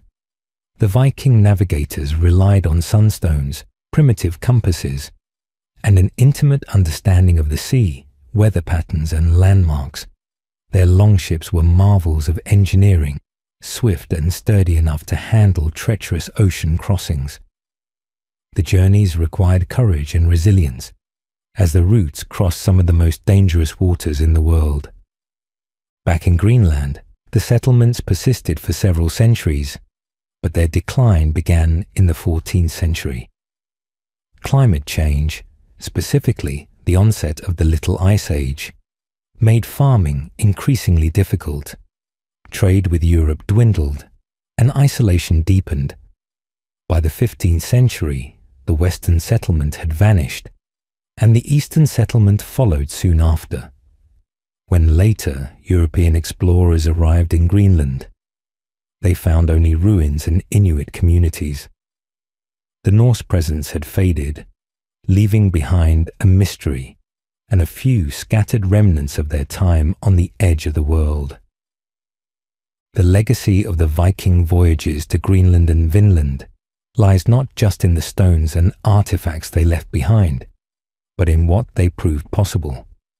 They challenged the boundaries of the known world and reached shores that no other Europeans would see for centuries. Their story is one of ambition without maps, of survival on the edges of possibility, and of humanity's enduring quest to explore the unknown. The Norse may not have created a lasting colony in North America, but they carved a trail across the ocean, and in doing so, they left an indelible mark on the history of exploration. The sagas themselves, while often infused with legend, are invaluable records of this extraordinary period. They are not just heroic tales, but complex reflections of real journeys, written down decades after the events by descendants and admirers. Their language speaks of courage, curiosity, and tragedy. They tell of explorers who gazed at unfamiliar stars, landed on strange coasts, and struggled to understand both the land and the people they found there. Whether gathered around a hearth in Iceland or passed down through generations, these stories kept the memory of Vinland alive long after the ships had stopped sailing west. In the modern age, the idea of Norse voyages to America stirs the imagination. It reshapes the narrative of discovery and reminds us that history is rarely as linear as it appears. It's a testament to human endurance and the drive to explore, traits that define every era of advancement.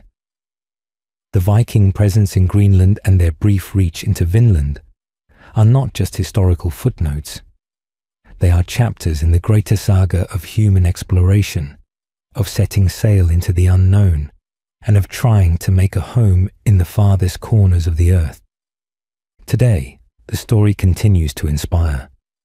In schools, museums, and academic circles, new discoveries and interpretations bring fresh light to these voyages.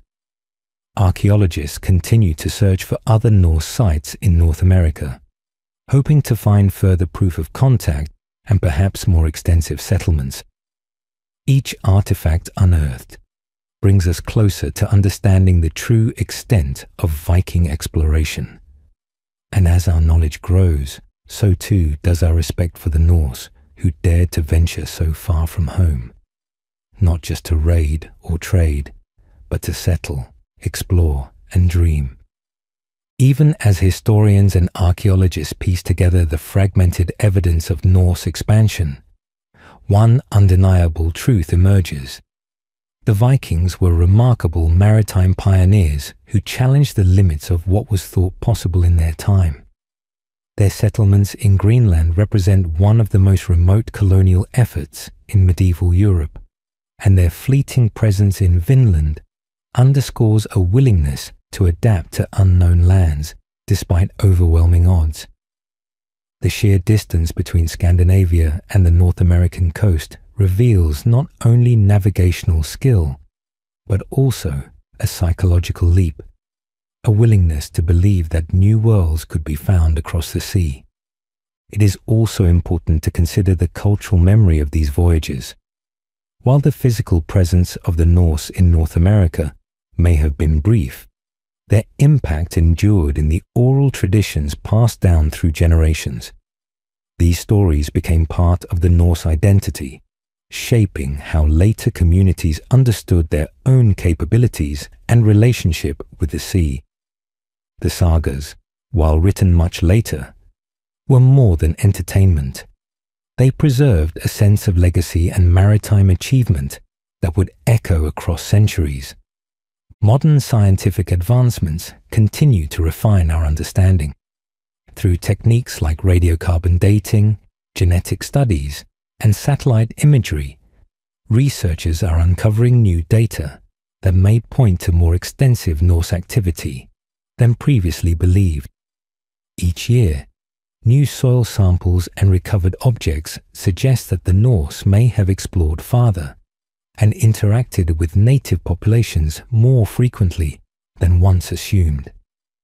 As technology advances, so does the possibility that Vinland was not a single point on the map, but a broader region explored in stages.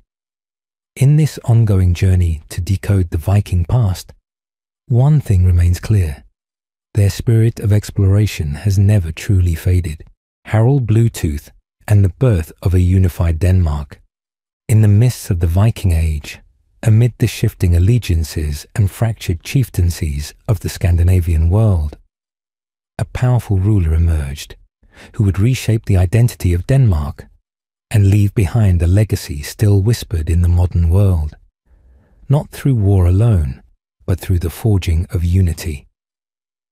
Harald Bluetooth, the son of King Gorm the Old and Queen Thera, stands as a pivotal figure in the transition of Denmark from a collection of fragmented tribal lands into a more cohesive and centralized kingdom. His reign, which spanned the mid to late 10th century, marked a transformation not only in political structure, but in the spiritual and cultural fabric of the nation. Harald was born into a time of great tension and opportunity. The Vikings had etched their name across Europe with swift raids and relentless exploration. But back home, the Nordic lands were a mosaic of competing leaders and unstable borders. Denmark, though rich in culture and strength, lacked cohesion. Harald inherited from his father a realm that was growing in power, yet still marked by internal divisions.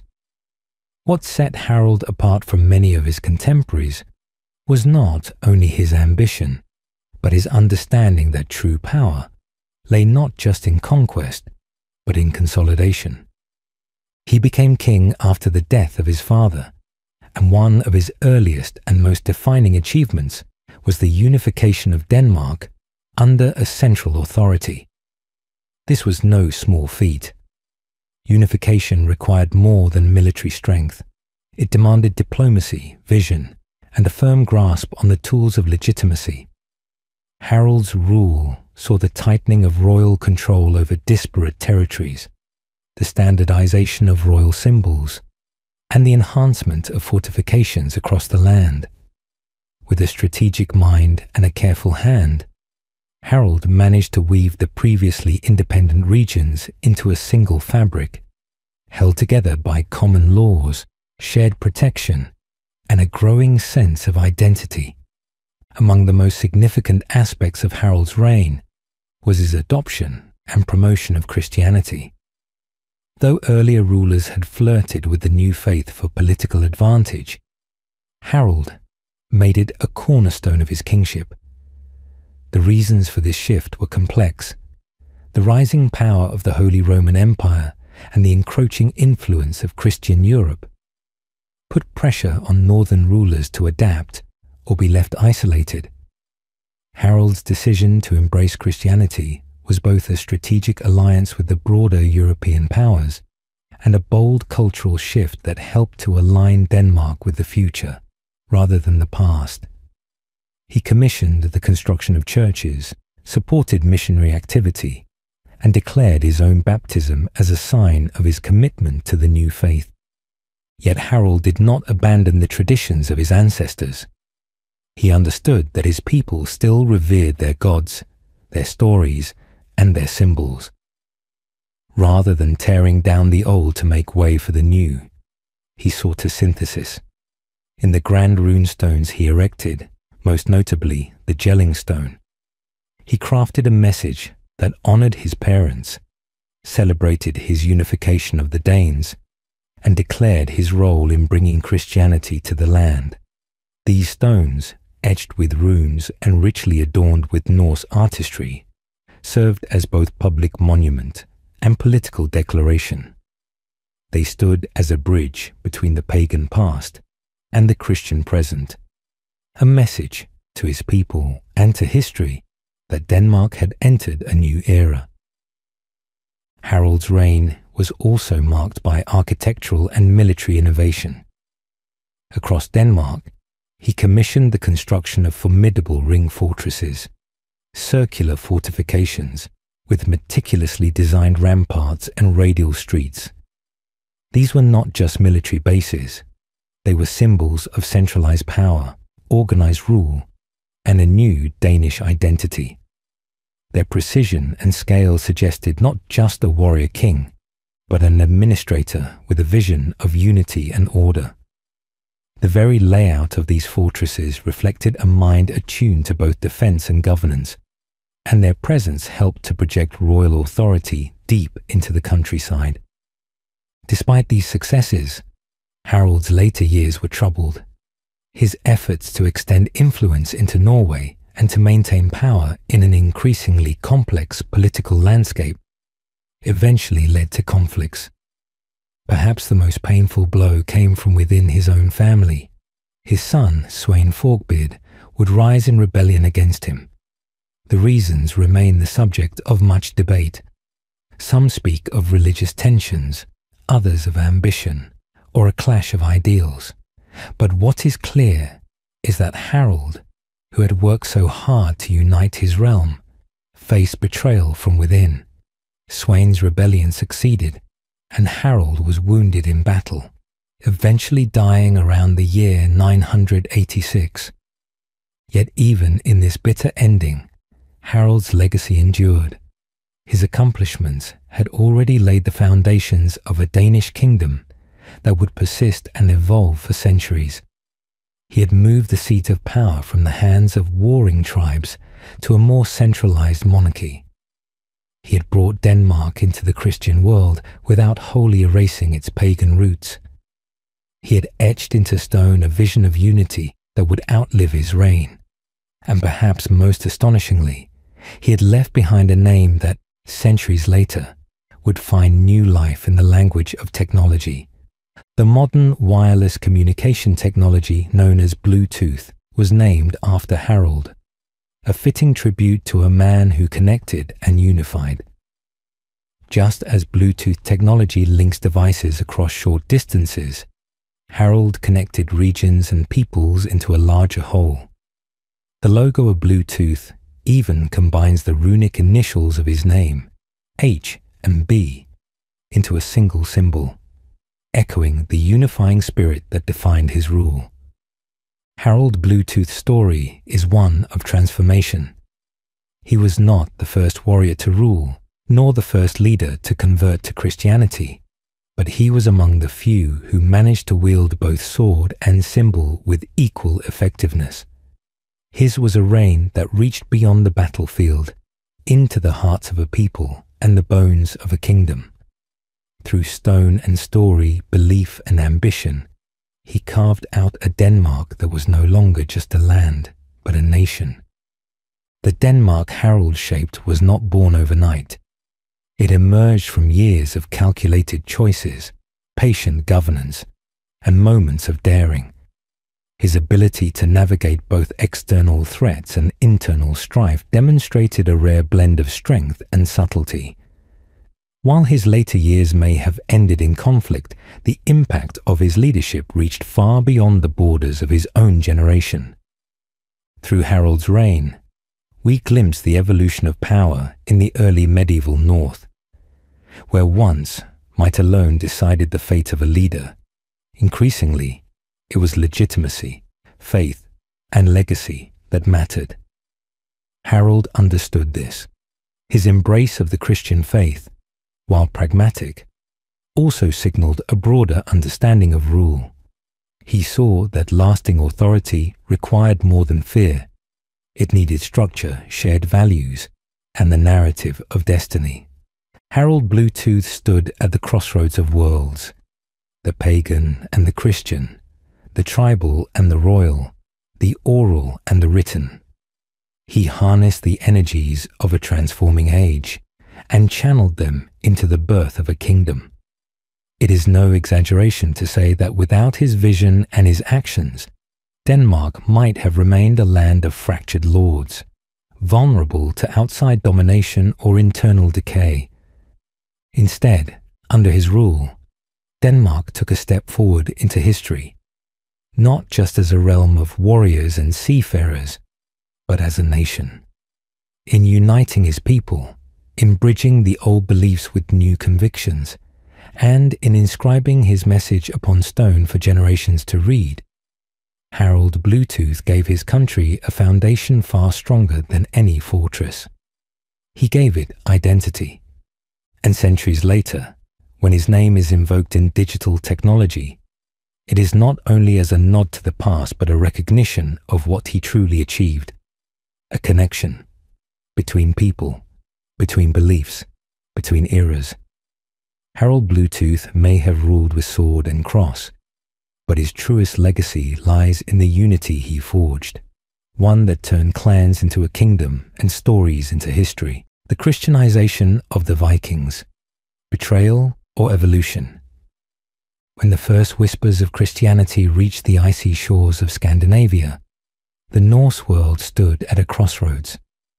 Rooted in a complex system of gods, rituals, and deeply embedded warrior culture, the Viking way of life was not only religious but existential. To worship Thor was not simply to believe in thunder, it was to embody courage in battle. To offer prayers to Freyr was not merely spiritual. Agriculture, fertility, and prosperity all hinged on his favor. Odin's relentless pursuit of knowledge shaped the Viking admiration for wisdom and sacrifice. So, when a foreign religion, one that emphasized humility, peace, and salvation, began to trickle into this proud society, it did not come merely as a set of new beliefs. It came as a cultural reckoning, as a challenge to their very identity. The arrival of Christianity in the Viking world did not happen overnight. Nor did it sweep through the north like a conquering army. It arrived slowly, often subtly, through missionaries, trade routes, diplomatic marriages, and the occasional influence of captured monks and priests who brought with them not just holy texts, but entire world views. Christian merchants sailed up fjords and rivers, bearing crosses around their necks and silver coins stamped with holy imagery. Priests and monks ventured into pagan strongholds, some in hopes of conversion, others as emissaries of kings, who saw the conversion of Vikings not just as a spiritual victory, but as a political one. To many Norsemen, the new faith was bewildering. Where were the feasts to honor the gods? Where were the boastings of heroic deeds rewarded by entry to Valhalla? The idea of a single god, meek and crucified, seemed alien to those who carved runestones to commemorate bravery in battle. And yet, for all the resistance, Christianity offered something the old faith did not: centralization, written doctrine, and a connection to powerful continental allies. Norse leaders, ever pragmatic, began to see the benefits of aligning themselves with this growing spiritual force. It was not merely about belief, but about survival, expansion, and legacy. Harald Bluetooth of Denmark, one of the first kings to adopt Christianity, did so under pressure from the Holy Roman Empire. His conversion, proclaimed boldly on the gelling stones, was as much a political maneuver as it was a spiritual awakening. With baptism came legitimacy. Suddenly, a Viking chieftain could be seen not as a savage raider, but as a ruler worthy of respect in the courts of Europe. The sword gave way to the cross, not in surrender, but in a rebranding of power. Churches rose where wooden temples once stood, but often they were built using the same stones, and sometimes even on the same foundations. This blending was not accidental. It was a calculated merging of the old and the new. Yet beneath the surface, tensions festered. For many, adopting Christianity felt like forsaking the ancestors. Burial rites changed. The symbols on stones were altered. Entire communities wrestled with questions of loyalty. Was honoring Christ a betrayal of Odin? Was baptism a denial of one's heritage? Resistance was not just physical, it was emotional, philosophical, and generational. Elders who remembered sacrifices at sacred groves now watched their grandchildren kneel in wooden churches, reciting prayers in Latin to gods they did not recognize. Still, Christianity did not erase Norse identity. Rather, it reshaped it. In Iceland, for example, the Althing, one of the world's oldest parliaments, declared Christianity the official religion in the year 1000, but only after intense negotiation. Heathen practices were allowed in private, a compromise that spoke volumes. The transition was not a fiery purging, but a gradual thaw. Old stories remained, mythologies endured, and skaldic poetry still celebrated the feats of ancient heroes. What changed was not the heart of the people, but the structures through which they expressed it. Missionaries like Ansgar worked tirelessly to bring the gospel northward. His journeys were perilous, and many of his early efforts bore little fruit.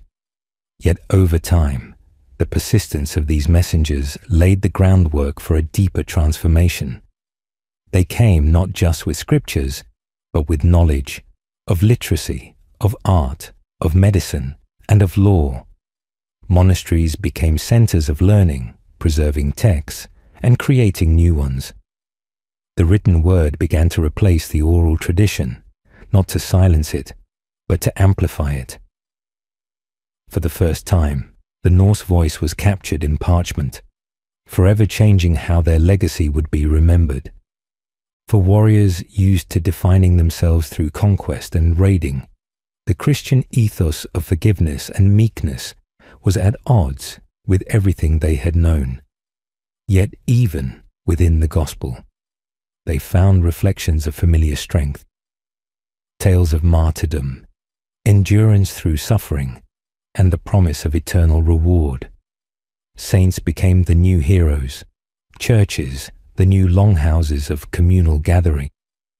The sacred was no longer found in the howl of the wind over a burial mound, but in the echo of chants in candlelit chapels. Some Vikings embraced the faith with genuine fervor. They built churches, sent their children to be educated by monks, and went on pilgrimages far from home. Others accepted it with a more cautious heart, adapting rituals and bending doctrines to fit their own worldview. Crosses appeared alongside hammers on pendants, blending two worlds into one. Over time, Christian virtues did not erase Norse values, but layered upon them new dimensions. Strength was still admired, but so was mercy. Honor still mattered, but so did grace. The transformation was not without conflict. Pagan uprisings erupted in parts of Scandinavia well into the 11th century. Holy relics were stolen or defiled, and missionaries were occasionally driven out. Yet the tide was irreversible. The Christianization of the Vikings was not the result of conquest by sword, but a convergence of necessity, diplomacy, and evolving identity. And as the old gods faded into memory, they did not vanish, they were reimagined. The echoes of Thor's hammer found their place in folk tales. The wisdom of Odin was absorbed into Christian mysticism. Even the apocalyptic visions of Ragnarok blended into the eschatology of Judgment Day. To call the Christianization a betrayal would be to misunderstand the spirit of adaptation that defined the Norse people. They were not static. They were seafarers, explorers, and experimenters. When faced with change, they did not crumble. They evolved. Christianity offered them new tools, new connections, and a place in the broader theatre of European power. Yet even in accepting it, they left their mark on it. The faith that took root in the north bore the fingerprints of the people it touched. Harsh winters, wild seas, and warrior pride shaped how Christianity was practiced in Viking lands. It was not Roman. It was not Frankish. It became something entirely Norse. Through this transformation, the Viking world stepped into a new chapter, one of kings and kingdoms, of churches and crusades, of literacy and diplomacy. But the embers of the old fire never truly went out. In sagas written centuries later, the spirit of the Viking Age still burned bright. The tales of gods and giants, of dragons and doomed heroes survived not in defiance of Christianity, but alongside it. The past was not forgotten. It was woven into the new narrative. In the long run, Christianization brought more than religion. It brought architecture, education, international alliances, and a shared calendar that linked the North to the rest of Christendom. It also brought moral frameworks that reshaped law and society. Concepts like sin, confession, penance, and redemption offered a new vocabulary for understanding human behavior. Justice became less about vengeance and more about accountability. Kings now ruled not just by force, but by divine right, and peasants too found solace in the promise of salvation, something the old gods had never quite offered. Even as the last pagan altars crumbled, echoes of the old songs lingered in the hearts of many. Festivals were rebranded, but the rhythms of the seasons remained. The celebration of Yule became Christmas. The fertility rites of spring were reframed in the light of Easter. Beneath the surface of liturgy and scripture, the ancient connection to the land, the cycles, and the ancestors remained. What emerged was not a conquered people, but a transformed one. The question lingers even now. Was this a betrayal or an evolution? For some, the loss of the old ways was a tragedy, a severing of sacred roots. For others, it was a necessary step toward a more unified, literate, and connected society. The truth may lie in between. It was not one moment or one choice, but a long and uneven road, paved with pragmatism, conflict, and the search for meaning in a changing world. In that sense, the story of the Christianization of the Vikings is not about winners or losers. It is about the resilience of a people who dared to embrace the future while honoring the echoes of their past. As the new faith spread across the rugged coasts and inland forests of Scandinavia, its roots intertwined not just with politics, but with everyday life. The shift in belief systems brought about a transformation in how people viewed time, morality, and their place in the universe. In the pre-Christian world, time revolved around nature's rhythms. Harvests, solstices, and omens interpreted through runes or the flight of birds. The gods were immediate, their presence felt in storms, births, and death. But Christianity reoriented time toward eternity, placing every soul within a grand cosmic narrative that reached beyond the grave. This wasn't merely a spiritual change. It altered how people planned, hoped, and remembered.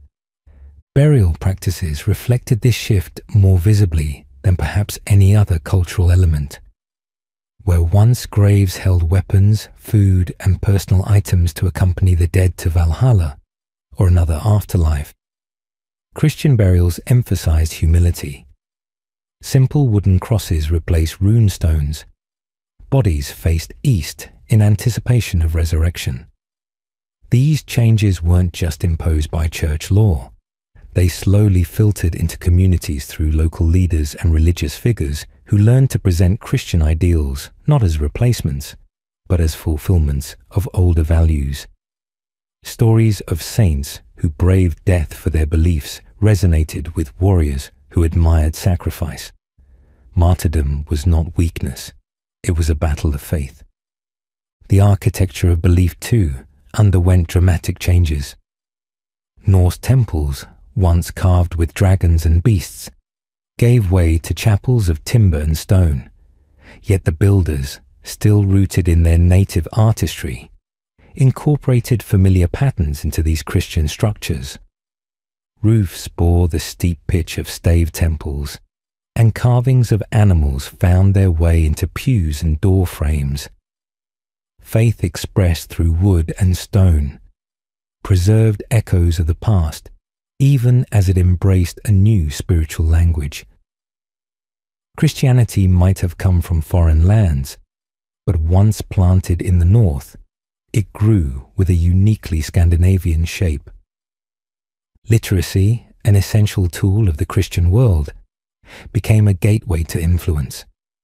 Priests and monks taught reading and writing, primarily in Latin, and these skills soon became valuable to chieftains and kings who sought legal structure, diplomacy, and record-keeping.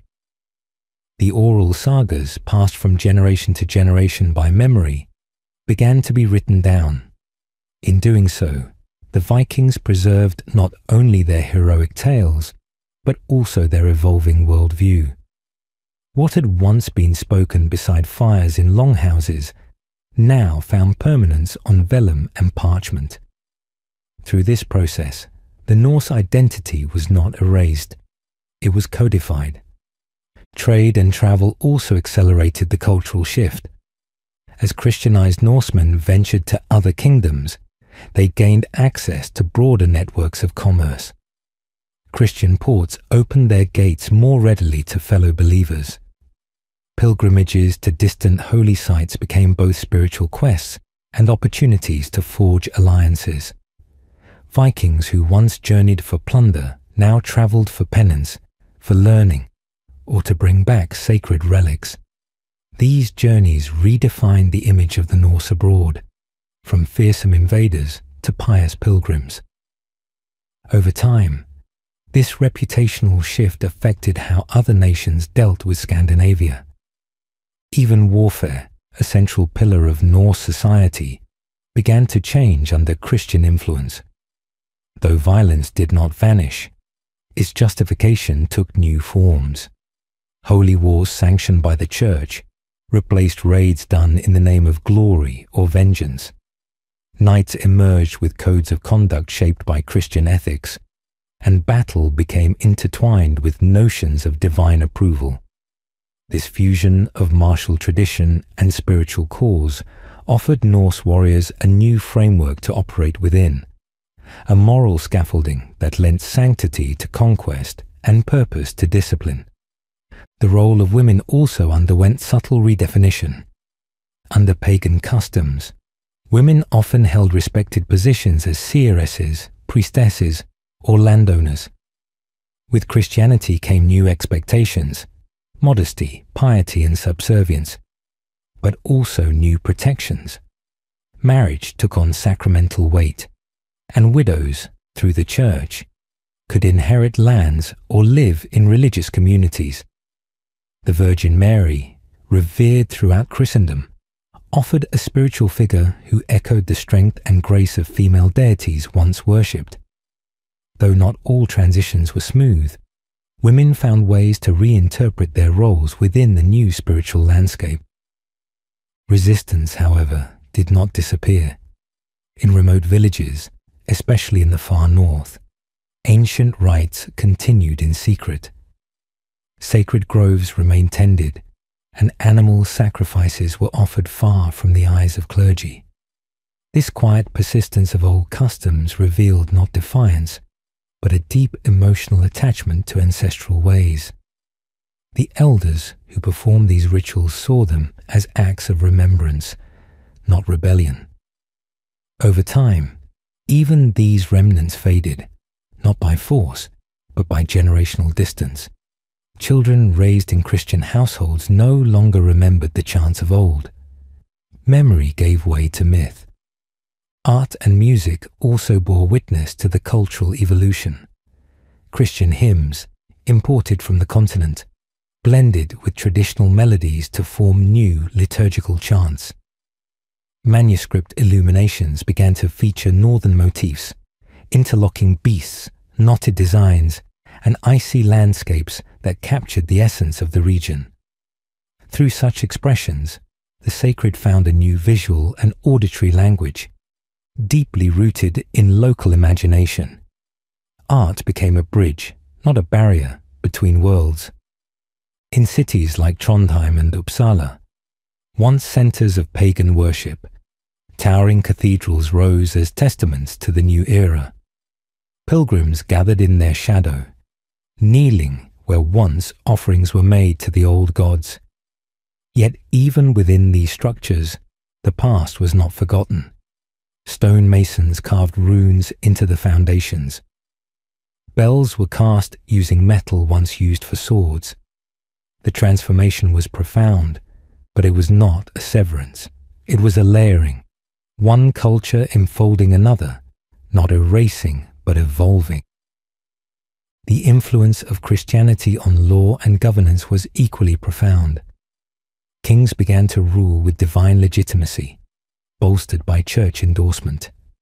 Assemblies, once the realm of clan consensus, now included clerics and bishops, whose written laws and theological insights began to inform rulings. The Church offered more than spiritual guidance. It brought a framework for justice, inheritance, and social order. This codification of rules helped stabilize societies long shaped by feud and honor. Monasteries became hubs not only of prayer, but of innovation. They housed libraries, bred livestock, and experimented with medicine. In these secluded centers, young Norsemen learned to copy texts, study scripture, and engage with philosophical questions. The warrior became a scholar. The raider became a reformer. Education was no longer the privilege of monks alone.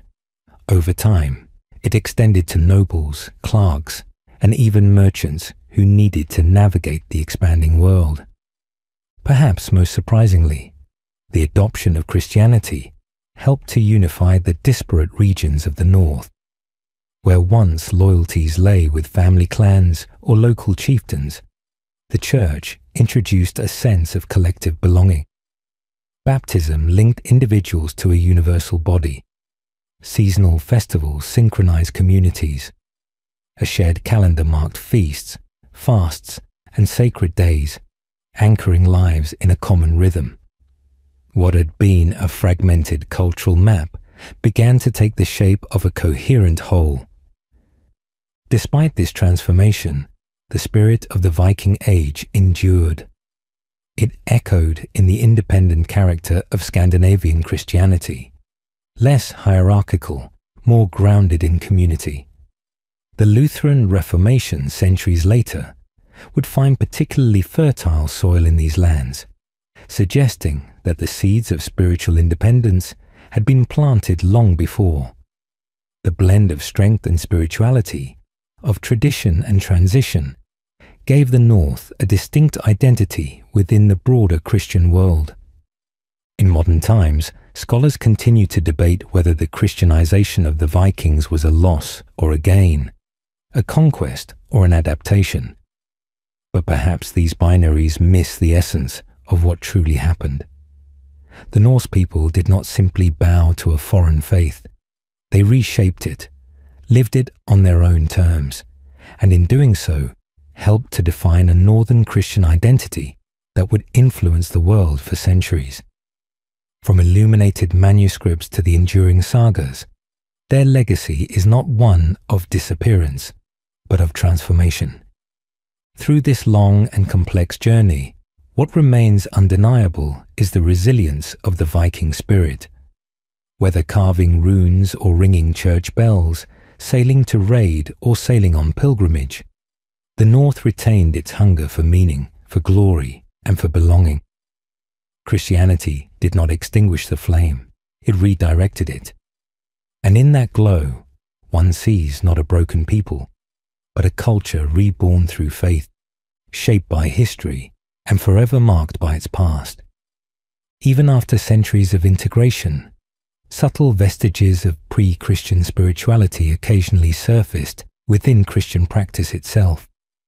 Rural churches were sometimes constructed near former sacred wells or stone circles, quietly inheriting the spiritual aura of the older faiths. Folk customs, seasonal dances, symbolic carvings, protective charms, endured within the framework of Christian belief, reinterpreted rather than erased. In this fusion, cultural survival took an unexpected path. Pagan traditions, far from being exterminated, often found sanctuary within the rituals of the new religion, cloaked in liturgy, but preserved in essence. Language, too, adapted. Latin dominated formal worship, but sermons and confessions were increasingly given in the local tongue, allowing spiritual instruction to take root more deeply among the people. Biblical stories were retold with a distinctly Norse flavor. Heroes imagined with northern traits, moral lessons shaped by local ethics. Scripture did not remain foreign. It was localized, translated, and eventually owned by those who had once sailed under very different banners. By the time later medieval chronicles were written, the line between the old and the new had grown faint. Viking identity no longer rested on defiance or conquest, but on legacy and reinvention. The Norse became guardians of both memory and transformation, keeping alive the stories of gods and ancestors even as they knelt in stone chapels beneath stained glass depictions of saints. In this layered identity, we do not find contradiction, but continuity, a testament to the enduring power of culture to adapt, absorb, and survive through the ages. Viking mercenaries in Byzantium. The Varangian Guard's oath of loyalty. In the glittering heart of the Byzantine Empire, beneath the domes of Constantinople, marched warriors who had travelled far from the cold fjords and pine-covered coasts of the north. They were neither Roman nor Greek, but men of the sword and sea, Vikings, whose fierce loyalty had found a new home in the service of an emperor they once might have raided. These men were the Varangian Guard, an elite unit of mercenaries bound not only by coin, but by an unbreakable oath, sworn to protect the Emperor of Byzantium above all else. Their presence in the empire was not an accident of history, but the result of deliberate invitation, political necessity, and the magnetic pull of glory and gold. The story of Viking mercenaries in Byzantium begins not with conquest, but with opportunity. By the late 10th century, the Viking world was shifting. With the consolidation of kingdoms in Scandinavia and the gradual Christianization of Norse society, many warriors who once raided were now seeking new horizons. The East held particular allure, not just for trade, but for adventure. As early as the 9th century, Norsemen had traveled the rivers of Russia and Ukraine, establishing trading posts and settlements, and interacting with the Slavic and Byzantine worlds. They became known as the Rus, and their influence would eventually help give birth to the Kievan Rus' state. From these eastern roots, word of the riches and splendor of Constantinople, Miklagard, as they called it, spread like wildfire. It was during the reign of the Byzantine Emperor Basil II that the relationship between the Vikings and Byzantium became formalized. Facing internal rebellion and unreliable native troops, Basil sought men who had no ties to local politics, warriors who would fight for the throne with absolute loyalty. In 988 AD, a contingent of Norse warriors arrived from the lands of the Rus, sent by Vladimir of Kiev as part of a political alliance cemented by religion and military aid. These warriors, hardened by years of battle and ocean voyages, were ideal for Basil's needs. Thus was born the Varangian Guard. Unlike the typical mercenaries of the medieval world, who were often viewed with suspicion and known for switching sides, the Varangians became renowned for their unwavering devotion to the emperor. Their loyalty was not merely contractual, it was ritualized. Upon joining the Guard, each Varangian swore an oath of loyalty, not just to the empire but personally to the emperor himself. This oath, spoken in solemn ceremony and often reinforced with symbolic acts such as handshakes, weapon rituals, or the laying of hands on sacred objects, bound the Varangians' honor to the survival of the man they served. It was said that to break this oath was not just treason, but a betrayal of one's very identity as a warrior.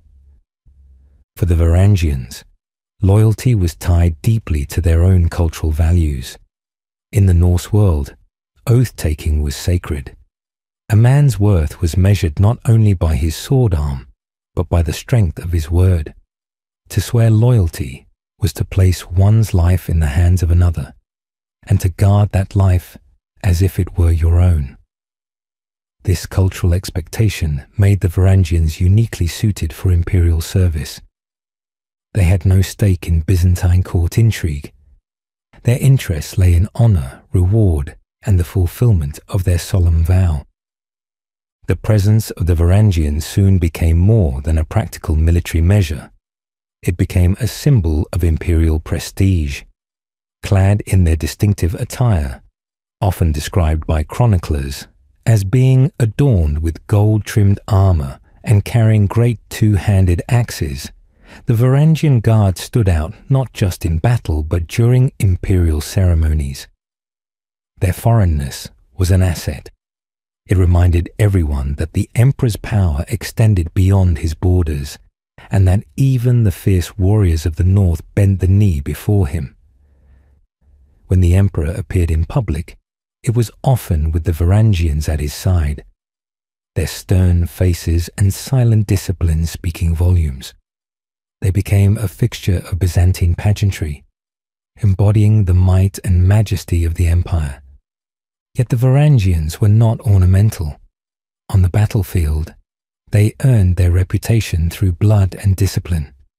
When rebellion flared within the empire or foreign enemies threatened its borders, the Varangians were sent to the front lines. They fought in Sicily, in the Balkans, in Asia Minor, and even against the Normans in southern Italy. Their axes, often described as Dane axes, could cleave shields and helmets with brutal efficiency. While they were fewer in number than other Byzantine forces, their discipline and courage made them a decisive force in many campaigns. Their loyalty, however, was not blind.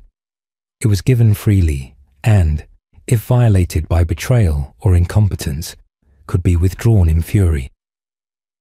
One of the most dramatic examples came during the upheaval of 1204, when Constantinople was sacked during the Fourth Crusade.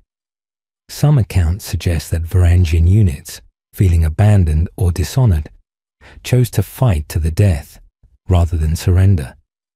Their oath had not been made to a collapsing institution. It had been made to an emperor, and when the throne crumbled, they stood as the last guardians of a vanishing world. In peacetime, the Varangians lived a life that blended Norse traditions with Byzantine luxury. Their pay was generous, and many accumulated considerable wealth during their service. It became common for Norse warriors to journey south with the specific goal of joining the guard. Icelandic sagas speak with pride of men who returned from the east with silk, gold, and stories of imperial palaces. The most famous of these men was perhaps Harald Hardrada, who later became king of Norway. Before ascending to the throne, he spent years in the Varangian Guard, serving with distinction in campaigns across the Mediterranean. His time in Byzantine service shaped his military mind and gave him a taste of global power that would later fuel his own ambitions for kingship. Despite the passage of centuries, the bond between these Norsemen and Byzantium endured far longer than might be expected for a mercenary force. The Guard continued to exist even after the original wave of Viking recruits diminished, with their descendants or successors continuing the tradition. Over time, the composition of the Guard changed, with Anglo-Saxons and other northern warriors joining after their own homelands were conquered. But the ethos remained the same: loyalty above all to the emperor and the empire until death. This ethos was sustained not just through pay or fear of punishment, but through a sense of pride. To be a Varangian was to stand apart. It meant serving as a symbol of incorruptible strength in a world often torn by duplicity. The Byzantines came to rely on the Varangians not just for their martial skill, but for their integrity. When emperors feared their own court or doubted the intentions of native troops, it was to the Varangians that they turned. In the tumultuous political life of Byzantium, where treachery was often a tool of statecraft, the Varangians were a constant, a shield that did not yield, a sword that did not waver. Even in their final years, as the empire waned and the enemies at the gates grew more numerous, the Varangian Guard retained its mystique. Travelers and envoys to Constantinople recorded tales of these fierce northern warriors, still clad in mail, still guarding the imperial palace, still holding to an oath sworn generations before. They were living relics of a golden age, a time when honor and loyalty had carried men across the known world to serve a foreign crown with unshakable devotion. In the end, the Varangian Guard was more than a unit of Viking mercenaries. It was a bridge between two worlds, a cultural and military bond that united the icy fjords of Scandinavia with the sunlit spires of Byzantium. Through their oath of loyalty, the Varangians carved their place not just into the halls of the Great Palace, but into the long memory of history. They remain a testament to the enduring power of honor and to the strange, beautiful paths by which warriors find their destinies, runestones and their hidden messages across Scandinavia. Scattered across the landscapes of Sweden, Norway and Denmark, ancient stones stand tall, carved with cryptic symbols that whisper stories of a distant past. These are the runestones of Scandinavia, monuments not just of stone, but of memory, belief, status, sorrow, and identity. They were not mere decorations or arbitrary etchings. Rather, these stones were commissioned with intent, often as commemorations for loved ones, markers of land, or declarations of legacy. The runes chiseled into their surfaces are more than just characters from an old script. They are portals into the Viking worldview, echoing across the centuries with messages of pride, pain, loyalty, and faith. Each runestone is unique, yet many share a common purpose: to ensure remembrance. In a culture deeply oral and only selectively literate, memory was sacred. And so, these stones served as durable voices for the dead, set in places where people would pass, pause and reflect. While the messages were often short, their emotional weight was immense. A father honoring a son fallen in battle, a wife memorializing her husband lost at sea, a brother vowing to complete a journey in the name of a fallen kin. Through runes, these emotions were crystallized into time, carved in stone for all eternity. The runic alphabet, or futhark, was not simply a writing system. It was also believed to hold mystical properties. Some viewed runes as being imbued with power, their very arrangement capable of influencing fate. This belief made their use on runestones all the more potent. These were not just public markers, but spiritual declarations, carrying weight beyond the visible world. Whether placed along roadsides, at burial sites, or near places of worship, runestones stood as silent sentinels, watching, remembering, and perhaps protecting. The locations of runestones also tell a story. Many were placed along travel routes, as if guiding or blessing travelers. Others stood beside family farms, signifying lineage, territory, and pride in one's heritage. Some were even erected within churchyards, blending old beliefs with the rising influence of Christianity in the region. This synthesis is particularly fascinating, for in many runestones we find the meeting point between the Old Norse world and the new Christian one. A cross might accompany a runic prayer, or the name of Christ might be invoked beside the name of Odin. In these stones, spiritual transition was not abrupt, but layered, old and new, woven together in enduring stone. One of the most compelling aspects of runestones is the use of coded messages or poetic language. Viking Age Scandinavians were fond of kennings and metaphor, and some inscriptions use riddles or poetic phrasing that required cultural knowledge to understand. These weren't just functional inscriptions, they were artful, composed to be beautiful in word as well as form. In some cases, double meanings were embedded deliberately, requiring not just literacy but insight to fully comprehend. It was as if the stones were designed not just to speak, but to challenge, to provoke thought as well as memory. Another intriguing feature is the craftsmanship involved. Carving runes into granite was not a task for the untrained. It required immense skill, patience, and an understanding of both language and stone. Many runestones were created by professional carvers, some of whom signed their work. These artists were held in high regard, and their unique styles can be recognized across regions. The very act of carving a runestone was a form of cultural reverence, requiring precision, spiritual awareness, and often a commission from someone of high social standing. The messages carved into the stones also provide rare glimpses into everyday Viking life, often lost in grander narratives of conquest and seafaring. We learn about family structures, inheritance customs, and local disputes.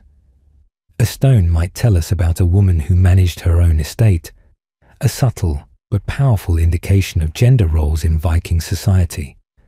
Another may mention voyages to distant lands, including places as far as Byzantium, showcasing the wide reach and ambition of the Norse world.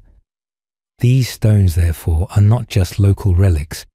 They are fragments of a wider world tied to trade, war, and migration.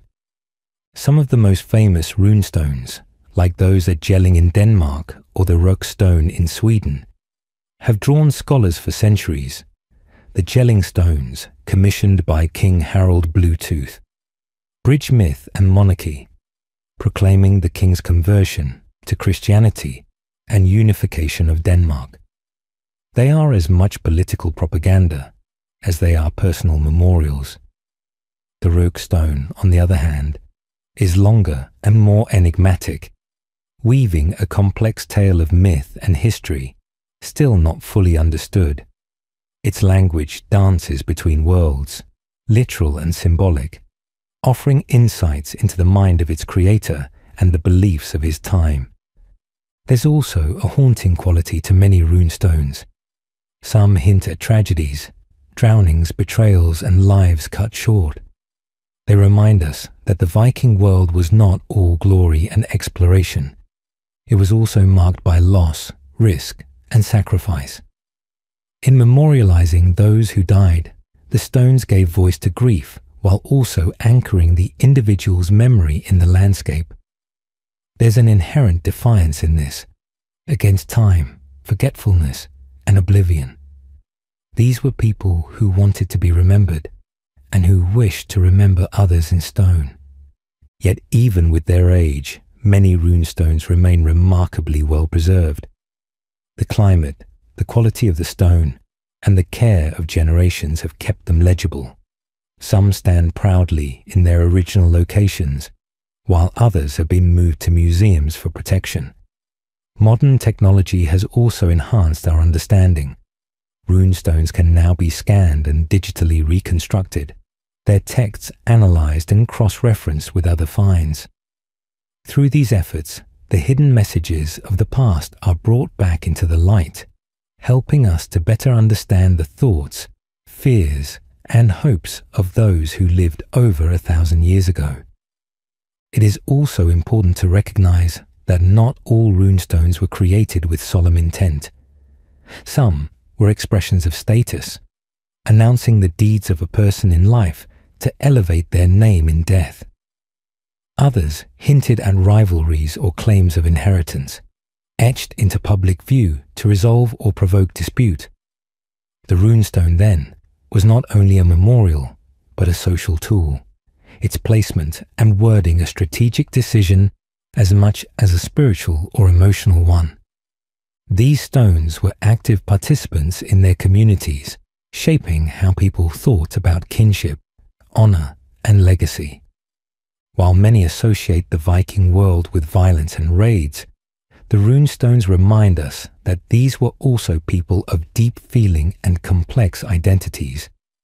They cared about lineage, about justice, about memory. They took time to etch their stories, and in doing so, invited others, centuries later, to hear their voices. We may not always understand every nuance of their messages, but we can sense their urgency. These were not idle scribbles. They were declarations of existence, of love, of change. In modern Scandinavia, runestones are protected and revered. They are part of the cultural landscape, and in many places, everyday life continues around them. Children play nearby.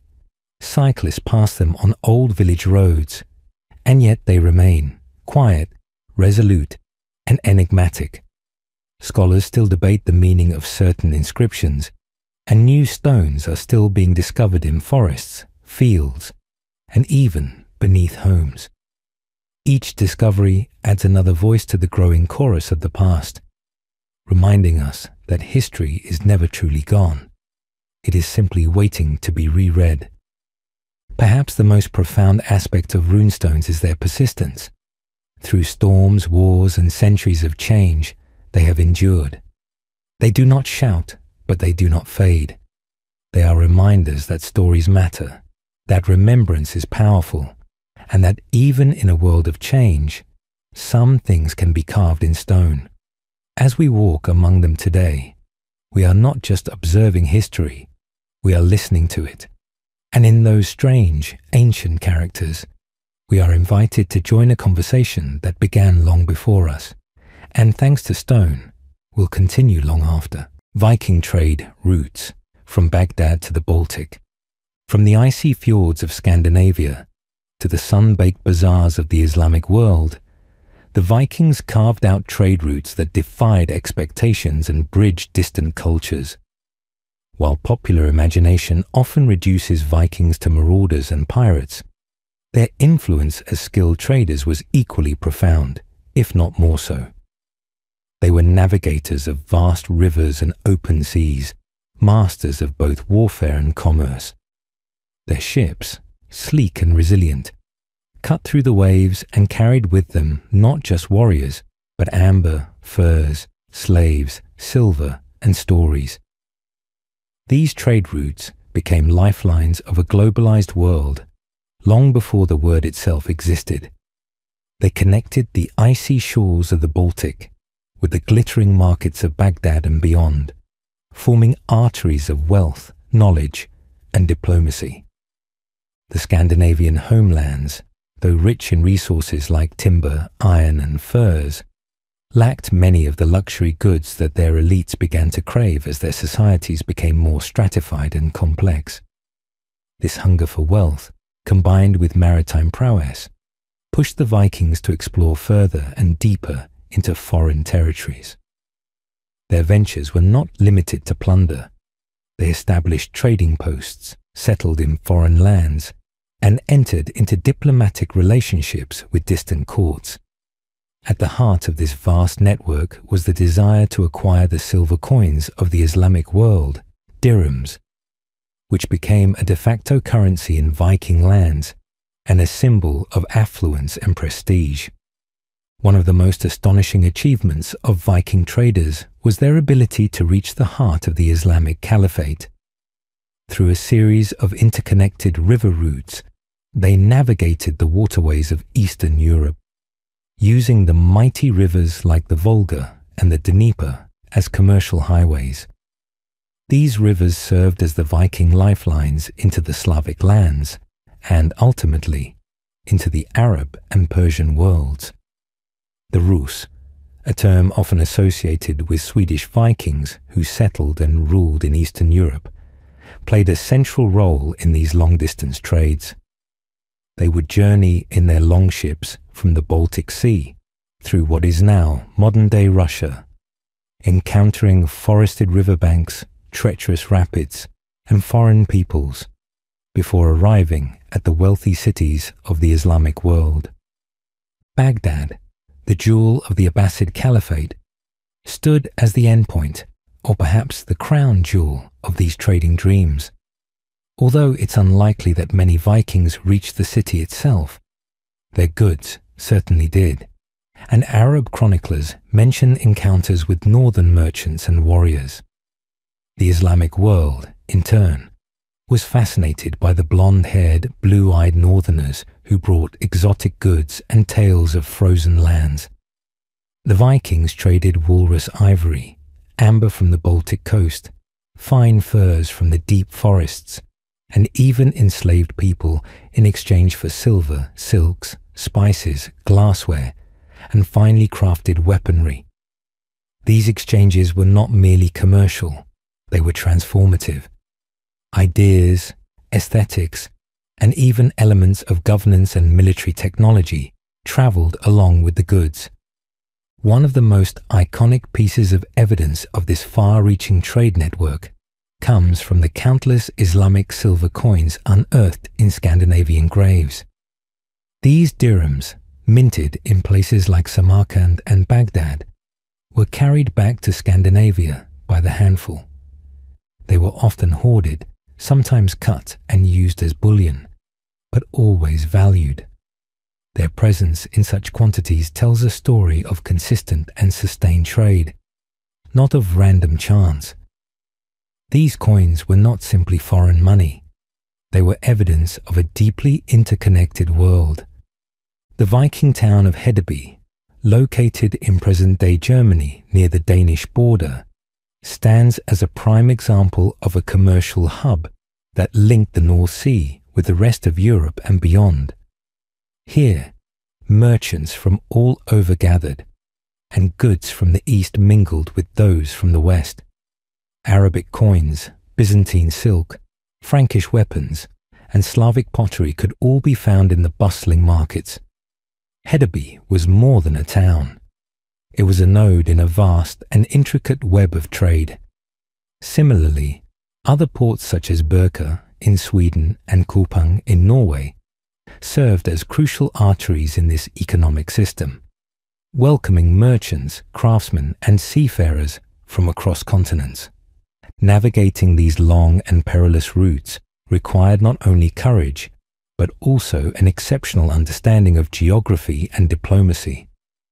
The Vikings had to negotiate with local rulers, pay tolls to tribal chieftains, and sometimes fight their way through hostile territories. Their success was not simply due to brute force, but also to their ability to adapt, bargain, and form alliances. Along the Dnieper River, for example, they established fortified way stations where they could rest, repair their ships, and store goods. These way stations eventually evolved into trading towns and even early states, precursors to cities like Kiev and Novgorod. The blending of Norse and Slavic cultures in these regions left a lasting imprint on Eastern European history. The goods that traveled these routes were not trivial or homogeneous. Baltic amber, considered precious since the Stone Age, was in high demand in the Middle East. Furs from the forests of Finland and Russia were prized luxuries in warm southern lands. Walrus ivory, used for everything from religious objects to fine art, was another Arctic product that found eager buyers in distant lands. In return, Viking elites adorned themselves in silk garments, used Arab glassware in their feasts, and wielded swords made with steel that bore the metallurgical sophistication of the East. The human element of this trade cannot be overlooked. Along with goods, people moved, willingly and unwillingly. Slavery was a grim but central aspect of the Viking trade economy. Captives taken in raids or sold by local chieftains were transported along these routes and sold in the bustling slave markets of the Islamic world. While modern sensibilities rightly recoil at this practice, it was a brutal norm of the era, and the Vikings, like many others, participated in it to sustain their wealth and political power. Yet these movements of people also meant a blending of cultures. Slaves sometimes earned freedom and integrated into the societies they had been brought to, bringing with them knowledge of languages, traditions, and skills. The influence of the Islamic world on Viking society is subtle but undeniable. Some scholars suggest that the Norse script was influenced by Arabic calligraphy, and certain burial practices and artistic motifs found in Scandinavia bear marks of Eastern design. These may be the fingerprints of traveling craftsmen, or simply the absorption of new ideas through trade. What is certain is that the Viking world was not isolated. It pulsed with the rhythms of global commerce and cultural exchange. Even the Byzantine Empire, situated between the Viking north and the Arab south, played a crucial role in this trading triangle. Viking mercenaries, most famously those who formed the Varangian Guard of the Byzantine emperors, often journeyed south via trade routes before entering military service. Their exposure to the grandeur of Constantinople and the sophistication of Eastern courts had a powerful effect, which they carried back home in the form of wealth, artifacts, and altered world views. The sheer distances covered and the diversity of goods traded are a testament to the Viking vision and capability. They didn't merely raid and retreat. They settled, traded, learned, and evolved. Their ships, often built to be light enough to carry overland between rivers, allowed them to overcome the limitations of natural geography.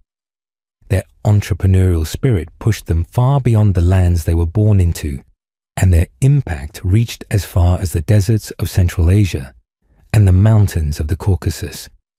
In the grand tapestry of world history, Viking trade routes reveal a narrative not only of conquest, but of connection.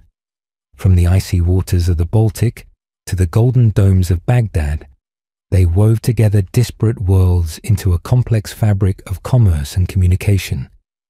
Their legacy is not only written in sagas and stones, but also in the silver coins buried beneath Scandinavian soil, and the echoes of their influence in the languages, arts, and economies of lands far beyond their own. They were warriors, yes, but they were also emissaries of exchange, agents of globalization in a time when most of the world still lived in fragments. The Viking Age, seen through the lens of trade, becomes not a tale of destruction, but one of ingenuity, ambition, and the relentless human drive to connect. Why Viking helmets didn't have horns. Debunking the iconic image. The image of a Viking warrior, wild-eyed, bearded, and charging into battle with a horned helmet, is one of the most enduring myths in popular culture. Found in comic books, movies, operas, and even Halloween costumes, the horned Viking helmet has become a symbol of Nordic ferocity. But as powerful as this image is, it's almost entirely fictional. Real Viking warriors did not wear horned helmets into battle.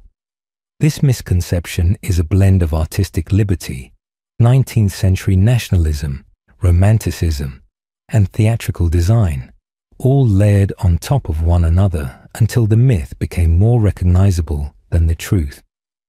To understand why Viking helmets didn't have horns, we must look at what archaeological evidence tells us, how the myth developed, and why it has persisted for so long.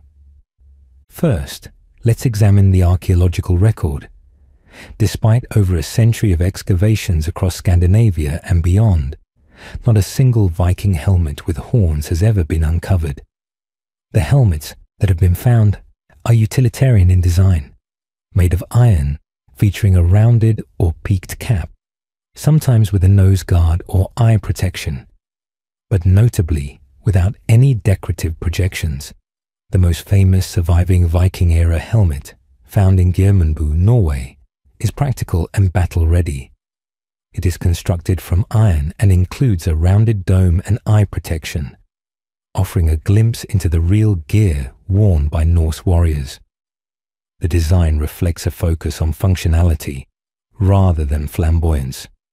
Horns on a helmet would have made the wearer vulnerable in close combat, giving opponents something easy to grab or strike, and would have added unnecessary weight. The idea of seasoned warriors voluntarily weakening their battlefield advantage by adding cumbersome horns defies logic and military practicality. So where did the horned helmet myth come from? The roots of this misconception are largely planted in the 19th century, a time when Europe was gripped by a wave of romanticism. This cultural movement emphasized emotion, imagination, and a return to ancient folklore and myth.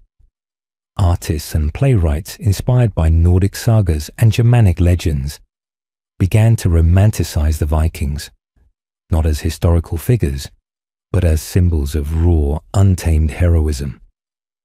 One of the most influential culprits behind the horned helmet myth was the costume designer Carl Emil Doppler, who in 1876 designed the outfits for Richard Wagner's Der Ring der Nibelungen opera. For dramatic effect, he gave the Norse gods and heroes horned helmets, creating a striking visual image that would endure for generations. Wagner's operas were incredibly influential, and the imagery from these performances seeped into the collective consciousness, reinforcing a version of history that was more dramatic than accurate. The popularity of these horned depictions grew alongside a wave of national pride and myth-making in Germany and Scandinavia. During the 19th and early 20th centuries, many nations looked to the Viking Age to forge a heroic past, crafting a narrative that emphasized strength, bravery, and nobility. Horned helmets became a symbol of that imagined glory, a way to differentiate and elevate the Viking past from the present. The symbolism was powerful, even if the historical basis was non-existent. It didn't help that some early archaeological misinterpretations added fuel to the fire. For example, ceremonial bronze helmets from the Nordic Bronze Age, about 1,000 years before the Viking Age, did feature horns or elaborate decorations. However, these were not Viking helmets and were likely never used in battle. These Bronze Age artifacts were part of religious or ceremonial dress, not practical gear for raiding coastal villages, but to the untrained eye, they seemed to confirm what the operas and paintings were showing. As mass media developed in the 20th century, especially through films and television, the horned helmet became even more entrenched. Cartoons like Hagar the Horrible and early Hollywood productions kept the imagery alive, often for comedic or dramatic effect. For many audiences, this stylized version of Viking gear was the only one they ever encountered. It became a shorthand visual cue. Horns equal Vikings. Historical accuracy was rarely a priority in these depictions. Instead, the focus was on entertainment and easily recognizable symbols. Once the image was solidified in popular culture, it became self-perpetuating. Even when historians and archaeologists pointed out the inaccuracy, the myth was too useful and too marketable to be discarded. It's also important to understand the practical reasons why Viking helmets were built the way they were. The Viking Age, spanning from the late 8th century to the early 11th century, was a time of frequent raiding, trading, and warfare. Viking warriors needed equipment that was light, durable, and protective. Most warriors likely wore simple helmets made of leather or iron, with limited decoration. The wealthy might have owned chainmail and better forged helmets, but even their gear remained practical. Horns would have been not only a liability, but also a sign of theatricality, anathema to the brutal realism of Viking combat. Additionally, iron was a precious material, and adding unnecessary metal for decoration would have been wasteful. The Viking ethos valued utility, not flamboyance. The confusion may also stem from the religious and symbolic use of horned figures in other ancient cultures. Across the ancient world, horns were associated with power, fertility, and divinity. From Mesopotamian gods to Celtic warriors, horns appeared in religious iconography and ceremonial attire. It is possible that as scholars began to uncover these symbols, they mistakenly associated them with the Vikings as well. But again, no Viking helmet with horns has ever been found in an archaeological context from the Viking Age. What does exist is clear, consistent evidence that Viking helmets were sober, pragmatic creations designed to keep the wearer alive in battle, not to impress a crowd. Furthermore, modern reconstructions of Viking gear for museums, historical reenactments, and documentaries have long abandoned the horned helmet myth. Living history groups and researchers committed to accuracy have helped reshape the public understanding of Viking warfare. Through demonstrations, battlefield reenactments, and hands-on exhibits, they've brought to life a more realistic portrayal of what Vikings actually wore. These reconstructions often include plain helmets, simple shields, woolen tunics, and practical weaponry, all devoid of unnecessary embellishment. Such efforts are slowly helping to undo the damage done by over a century of misrepresentation. The persistence of the horned helmet myth, however, speaks to a deeper human tendency: our love for symbols.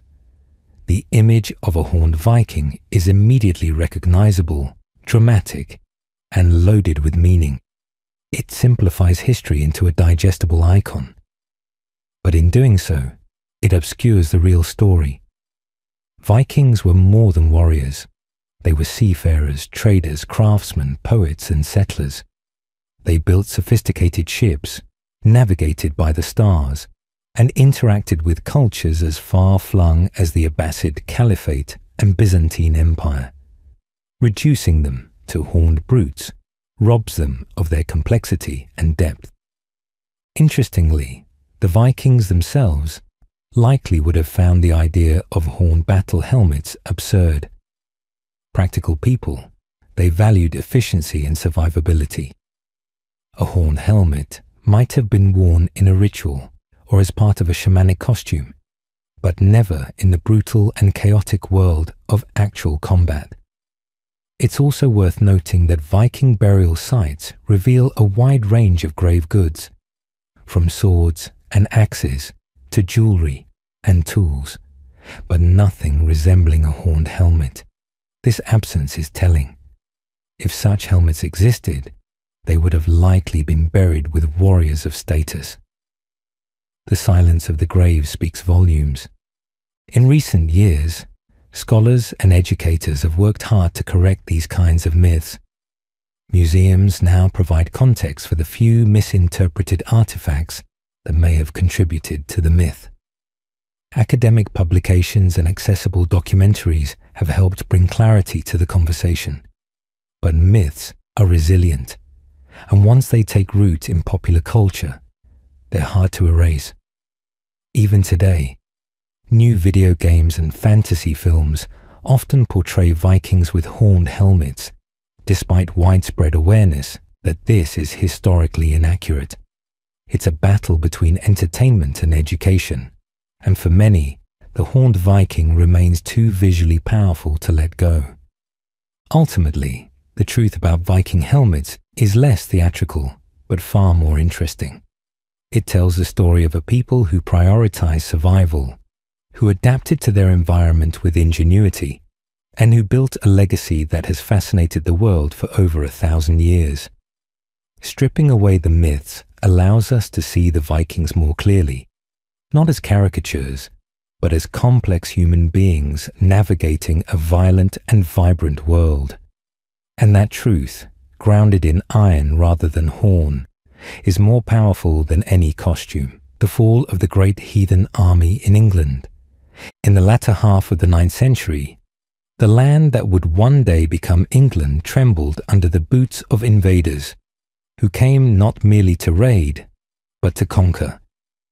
Known collectively as the Great Heathen Army, this vast force of Norse warriors, drawn from across Denmark, Norway, and possibly Sweden, descended upon the divided Anglo-Saxon kingdoms with an ambition far beyond that of their Viking predecessors. No longer content with hit-and-run coastal attacks, this coalition sought permanent dominance. Their goal was not simple looting, but settlement, land, and a restructuring of power in a region already fragmented by internal rivalries. They came with fierce leaders, legendary names like Ivar the Boneless, Halfdan Ragnarsson, and Ubba, figures whose arrival marked a storm that would change England forever. Yet, for all their ferocity and early successes, the story of the Great Heathen Army is not solely one of unstoppable conquest. It is also one of eventual decline, resistance, and collapse.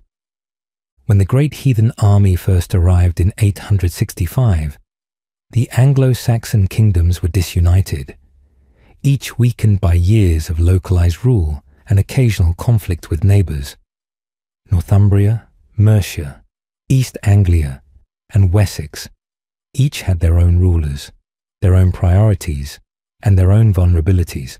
This division made them ripe for the kind of exploitation the Norsemen excelled at.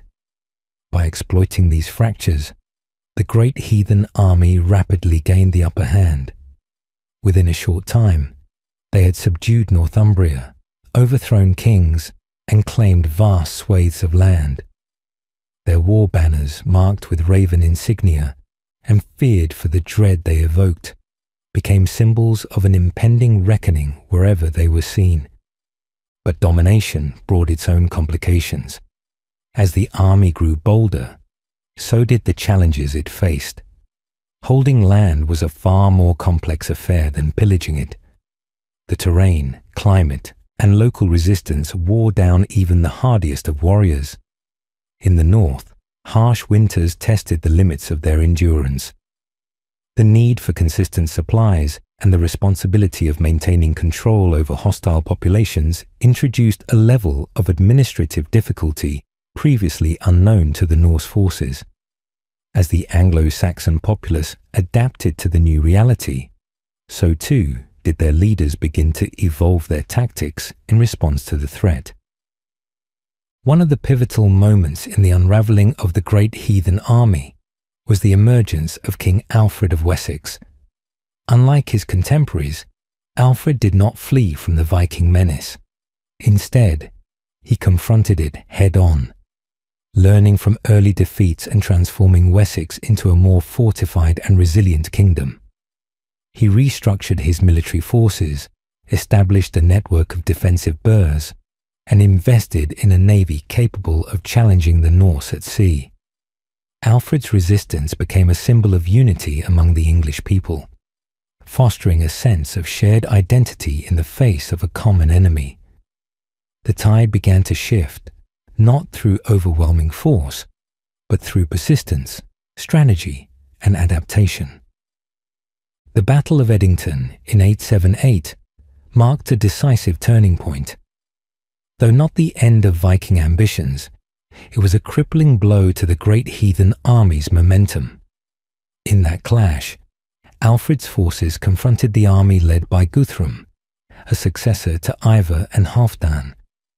The battle ended in a victory for Wessex, and the terms of peace, what would become known as the Treaty of Wedmore, saw Guthrum convert to Christianity and retreat to East Anglia. Though a piece of convenience rather than conviction, the treaty served as a psychological victory for the Anglo-Saxons and a political blow to the unity of the Norse war effort. Over time, internal fractures began to emerge among the Norse themselves. The unity that had made the great heathen army so formidable began to fray as differing interests, ambitions, and loyalties clashed. Leaders died or departed, and replacements often lacked the charisma or military prowess of their predecessors. As new waves of settlers arrived with hopes of prosperity, the burden on resources and the complexity of governance increased. The initial thrill of conquest gave way to the tedium of administration. Tribal rivalries resurfaced among the Norse factions, and their cohesion suffered. Meanwhile, Wessex was not idle. Successors of Alfred, including his son Edward the Elder and his daughter Ethelfled, Lady of the Mercians, continued his mission of consolidation and resistance. They launched counter-campaigns, reclaiming territory piece by piece, often not through direct battle, but through siege, diplomacy, and the strategic construction of fortified settlements. These efforts were methodical and deliberate, aiming not merely to drive out the Norse, but to unify the land under a stronger centralized rule. The English kingdoms were no longer reacting. They were now shaping the battlefield. By the early 10th century, the territorial reach of the great heathen army had contracted significantly. Danelaw, once an expansive area of Norse control, had shrunk under the relentless pressure of Anglo-Saxon resurgence. The Norse rulers in regions like East Anglia and Northumbria found themselves increasingly isolated, their influence waning. Former allies became neutral or even hostile as the tide of power shifted. The once dominant force of the great heathen army had become a patchwork of smaller warbands and local chieftains, many of whom focused more on survival than expansion. One of the final symbolic blows came with the death of Eric Bloodaxe, the last Norse king of York, in the mid-10th century. His downfall effectively marked the end of Norse royal ambitions in England. Though Scandinavian influence would continue in various forms, especially through continued trade and intermittent raids, the dream of a Norse-dominated England had died. The great heathen army, once a unified, terrifying force, had unraveled into scattered remnants. Its decline, however, left a permanent mark on the land. Settlements established by Norse warriors evolved into towns and trading hubs. The language, culture, and even the legal traditions of England absorbed elements of Norse life. Place names, dialects, and customs retained echoes of that era long after the last Viking banner had fallen. In a sense, even in defeat, the great heathen army reshaped the destiny of England, not by ruling it, but by forcing it to unify in resistance. The fall was not a sudden collapse, but a gradual erosion. Attrition through resistance, strategic realignments, and the rise of effective native leadership all played a role. But equally critical was the transformation of the Norse themselves. Many began to settle and assimilate, marrying locals, adopting Christianity, and shifting their identity from conquerors to farmers and traders. In doing so, they surrendered the very spirit that had once driven their conquests. What began as an unstoppable war machine had, by the close of the 10th century, faded into history, not through one final defeat, but through the slow absorption into the land they once sought to rule. The story of the great heathen army's fall is ultimately a story of evolution on both sides. The Anglo-Saxon kingdoms evolved from fractured polities into a unified realm through necessity. The Norse invaders evolved from fierce warriors into settled communities, blending their traditions with those they had once sought to dominate. War and conquest, it seems, had given way to coexistence and legacy. The very campaign that had threatened to erase Anglo-Saxon England instead became the crucible through which England itself was forged. Despite the eventual downfall, the great heathen army remains a potent symbol of determination, resilience, and transformation. Their failure to establish lasting dominion does not erase the scale of their impact. Their legacy is not confined to battlefields, but etched into the cultural and historical fabric of the nation they failed to conquer. In forcing the English to confront an existential threat, they unwittingly galvanized the rise of a nation that would, in time, rise to global prominence.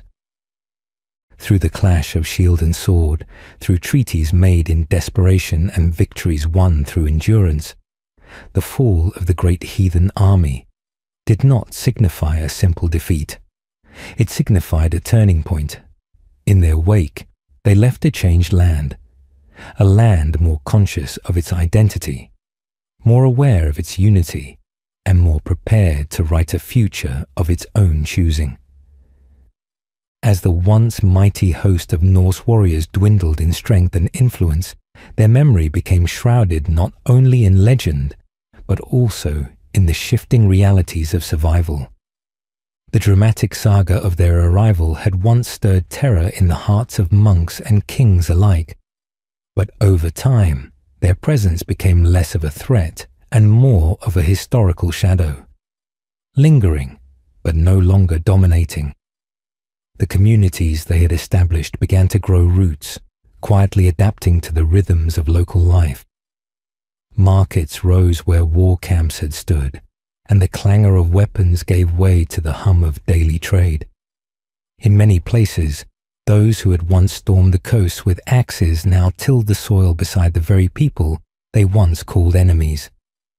The military might of the great heathen army, which had once seemed so invincible, had become fragmented beyond recognition. Some warriors returned to the north, their ambitions cooled, their spoils taken, their dead buried on foreign soil. Others remained, now more fathers than fighters, raising children whose identities were neither fully Norse nor fully Saxon. The blending of bloodlines and beliefs forged a cultural frontier where swords no longer decided the fate of men, but where ideas, customs, and alliances began to shape the next chapter. In the southern reaches, where Alfred and his descendants had built a foundation of resistance and resilience, the story was markedly different. There, the memory of the invaders was not romanticized but recorded in cautionary tones. Chroniclers inked the past with a sense of moral triumph, portraying the defense of Wessex as not only a political victory, but a spiritual one. The preservation of learning, the defense of Christian sanctity, and the protection of English lineage became central themes in these retellings. But even among the scribes, there was an acknowledgement, sometimes subtle, sometimes overt, that the Scandinavian presence had left an undeniable imprint. That influence went beyond intermarriage or language. It extended into craftsmanship, governance, and even law. Norse assemblies, or things, became reference points for developing local councils. Weapon designs began to reflect shared technological improvements. Navigation skills brought by seafaring Norsemen enhanced English understanding of the wider world. Through conflict, England had unintentionally absorbed lessons in adaptability and integration. The former conquerors, once so distinct in tongue and attire, had begun to resemble the very people they once sought to subjugate. Yet for all the assimilation, there remained regions where the scars of war were still visible, where fields bore silent witness to skirmishes, and hill forts remembered the thunder of charging feet. Villages once raised by fire slowly rebuilt, some retaining Norse architectural features, others choosing to erase all trace of the invaders. Oral traditions preserved fragmented accounts of both horror and heroism, told from the perspectives of farmers who lost their lands and warriors who watched friends fall. These tales became part of the cultural fabric, influencing local identity for generations.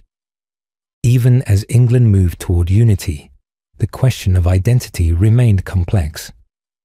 Was an Englishman still truly English if his grandfather bore a Norse name? Was the faith of a converted Viking as sincere as that of a born Christian? These were not questions easily answered in court or chapel, but in the lived experiences of individuals navigating the aftermath of war. Communities formed hybrid traditions, new festivals that honored the harvest with Christian prayers and Norse drinking songs, marriages that merged familial customs from both sides, and dialects that carried echoes of distant fjords. As England approached the end of the 10th century, the legacy of the great heathen army was no longer measured in territory or battles, but in cultural memory.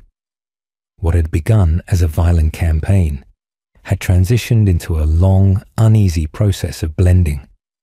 The once clear lines between invader and native blurred with time, until they could scarcely be separated. The very idea of foreign began to lose meaning in regions where two worlds had merged over generations. But the story was not yet complete. Even as the remnants of the great heathen army faded into local populations, their saga inspired new generations of raiders and kings. The successes and eventual failures of their campaign served as cautionary tales for future Norse expeditions. It was no coincidence that later Viking efforts in England were more cautious, more calculated, and often more diplomatic. Lessons had been learned not only by the Anglo-Saxons, but by those across the sea who watched the fall of the great heathen army with both admiration and warning. In England, the political landscape evolved into a battleground of unification. Under kings like Ethelstan, the vision of a single realm became reality. The resistance sparked by the great heathen army had inadvertently laid the groundwork for a cohesive national identity. The fear they instilled had given rise to fortresses, militias, and a shared purpose that had not existed before their arrival. In trying to fracture the land, they had unintentionally set the stage for its consolidation. The final echoes of the army were not sounded on the battlefield, but in law courts and marketplaces. Their influence lingered in trade routes that remained open long after the warriors had disappeared, in coins minted with foreign inscriptions, and in sagas that crossed the sea with travelling poets and merchants. These softer echoes endured, less violent, but no less transformative. And so, the fall of the great heathen army did not come as a climactic defeat under a single banner, or at the foot of a fortified wall. It came slowly through erosion, of cohesion, of will, of resources. It came through adaptation, of the English who stood against them, and of the Norse who grew tired of fighting and chose to stay. It came through the passage of time, which does not favour those who refuse to evolve. In the end, the story of the great heathen army is a study in contradiction. It was a force forged by ambition, yet broken by practicality. It was feared for its might, yet undone by its own success. It sought to impose its will on a land it could not fully understand, and in trying to reshape England, it was itself reshaped. The invaders became residents, the feared became familiar, and what was once an army became a memory, scattered across the hills and rivers of the very land they had tried to claim. With the passing of generations, the name of the great heathen army began to fade from the lips of common folk. No longer did it stir dread, nor did it haunt dreams as it once had. Instead, it passed into the realm of ballads, murals, and carved stones left to weather in forgotten fields. For those who came after, the great war bands of the North were no longer a daily threat, but a distant story, half truth, half myth. Children growing up under the reign of English kings heard tales of the Viking siege, but it was hard for them to imagine a time when their ancestors lived in fear behind wooden palisades. But even myths carry fragments of truth, and England would never be quite the same. The rhythm of daily life had changed. Coastal towns became ever more vigilant, not because they expected another great army, but because the memory of past vulnerability had woven itself into their habits. Watchmen stood guard over silent docks, and bells were installed in churches, ready to be rung not only for prayer, but for alarm. These were not the scars of defeat, but the habits of survival. Among scholars and nobles, the fall of the great heathen army was studied with curiosity and a cautious reverence. It became a subject of royal chronicles and sermons, presented as divine proof that no matter how fearsome the foreigner, providence favoured the enduring. Yet beneath this layer of pious interpretation lay a deeper understanding that the English had survived not by divine favour alone, but by endurance, ingenuity, and unity forged under pressure. Those regions once heavily under Norse control became places of contrast. Markets in York bustled with goods from across the North Sea.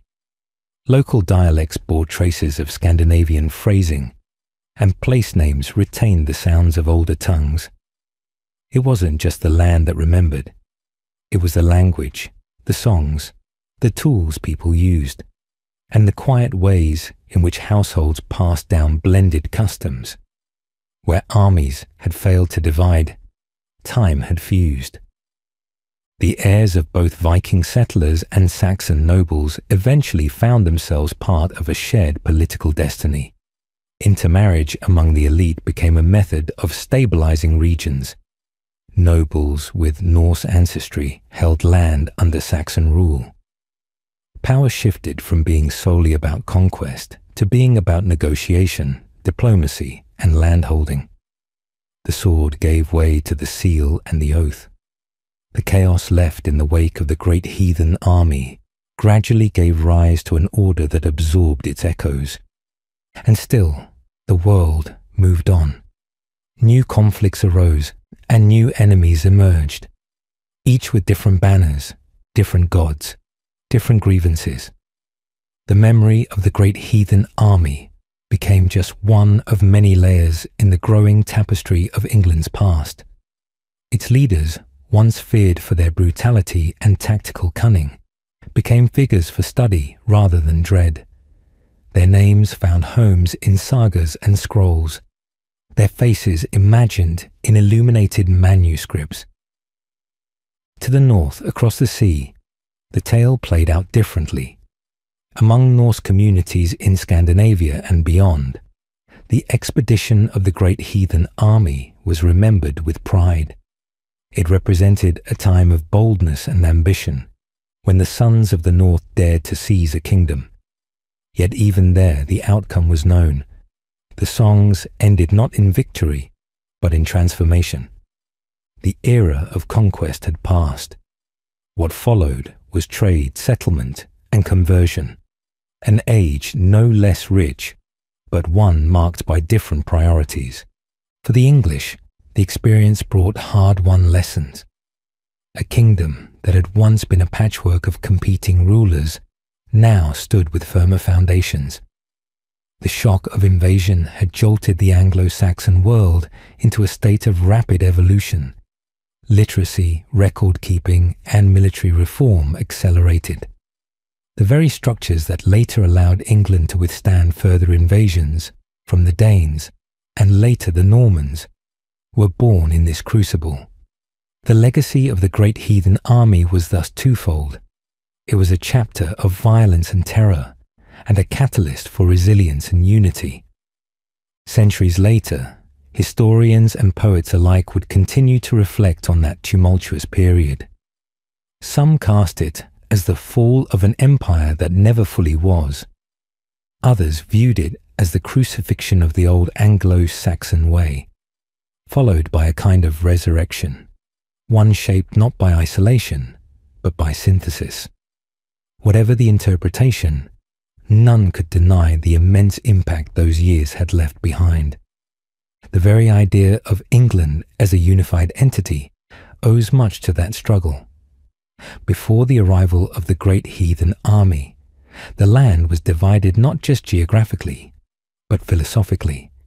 The sense of collective destiny that later kings would lean on in their governance had begun with resistance born from shared suffering, and from the realization that survival depended on solidarity.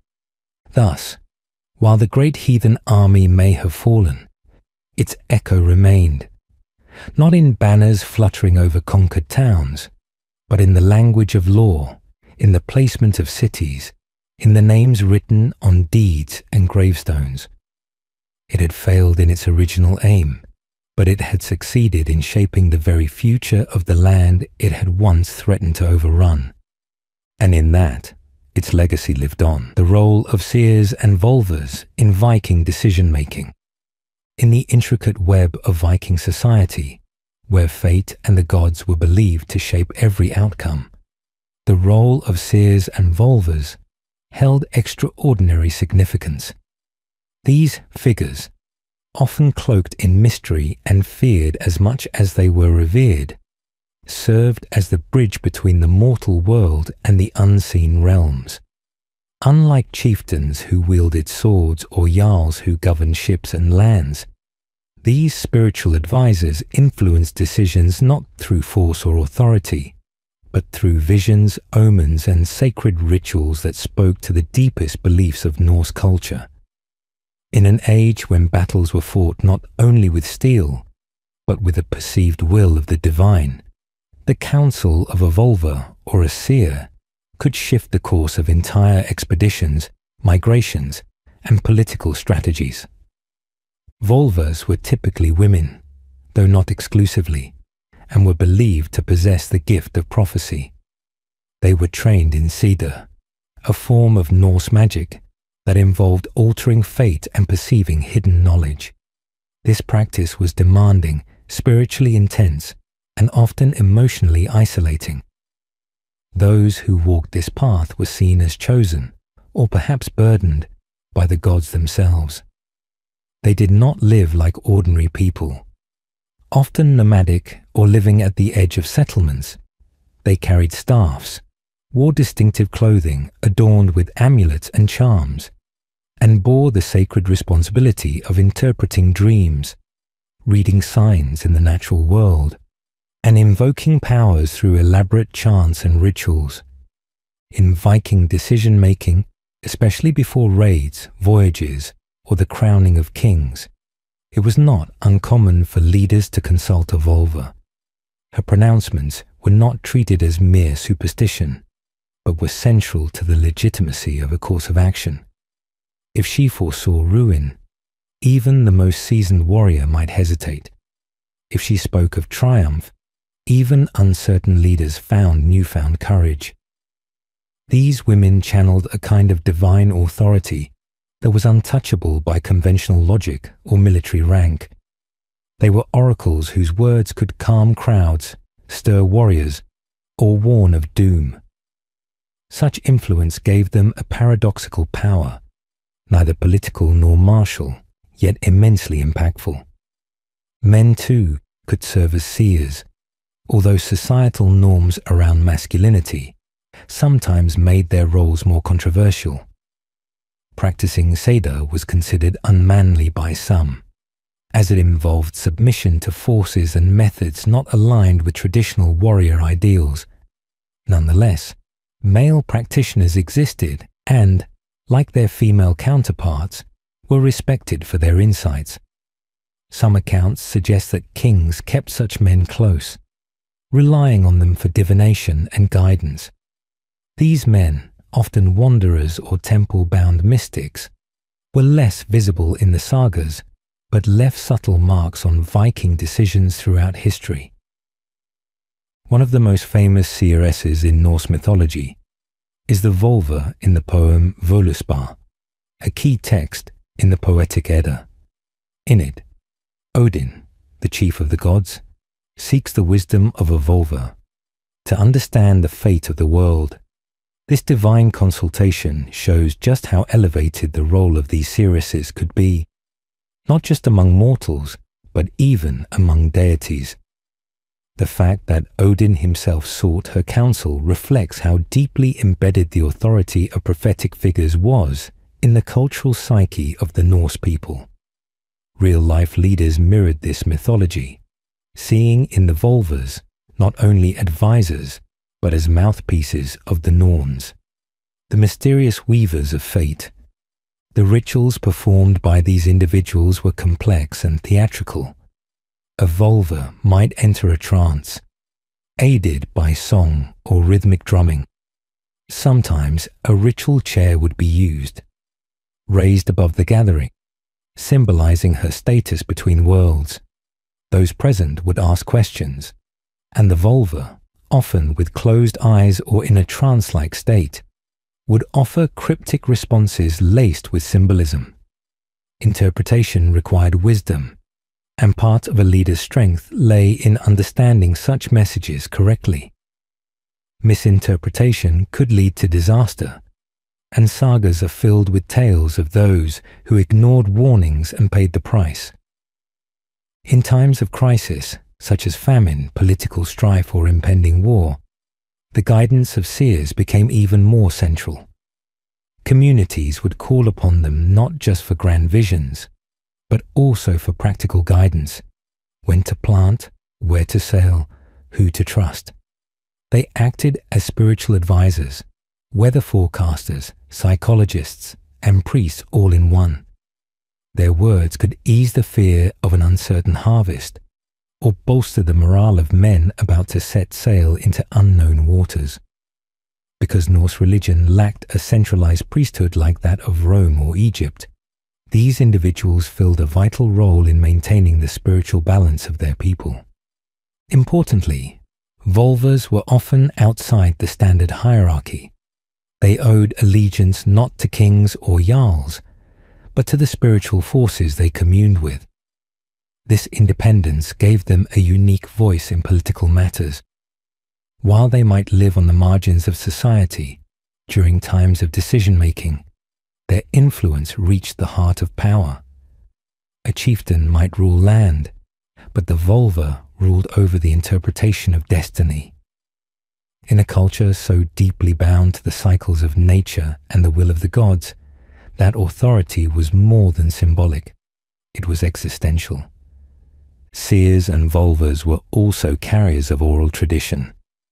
In a largely non-literate society, stories, myths, and histories were passed through memory and performance. These spiritual figures helped preserve the world view of their ancestors, not just through prophecy, but through storytelling. When they spoke of the past, they were not merely recounting history. They were invoking the lessons of those who came before. This connection to ancestral memory reinforced their status as guardians of cultural continuity. They were voices of the past, interpreters of the present, and predictors of the future, all rolled into one. Even in legal matters, their presence could be felt. While they did not act as judges in the formal sense, their input might be sought when cases seemed cursed, fated, or when oaths were broken. Their ability to see beyond the surface meant that they were sometimes called to determine guilt, when evidence was scarce, but suspicion ran high. In these moments, their insight acted as a spiritual compass for justice, blending law and the divine in ways unique to Norse society. What's also notable is the deep respect accorded to Volvas in death. Graves attributed to seeresses often contained staffs, amulets, and other magical tools, suggesting their roles were honored even in the afterlife. Some were buried with horses or elaborate wagons, symbols of their spiritual journey. The opulence of such burials indicates that their influence did not die with them, but lingered in the collective memory of their communities. They were remembered not just as mystics, but as essential parts of leadership and survival. Despite their power, Volvas and Seers lived precarious lives. Their connection to the otherworldly made them both sought after and feared.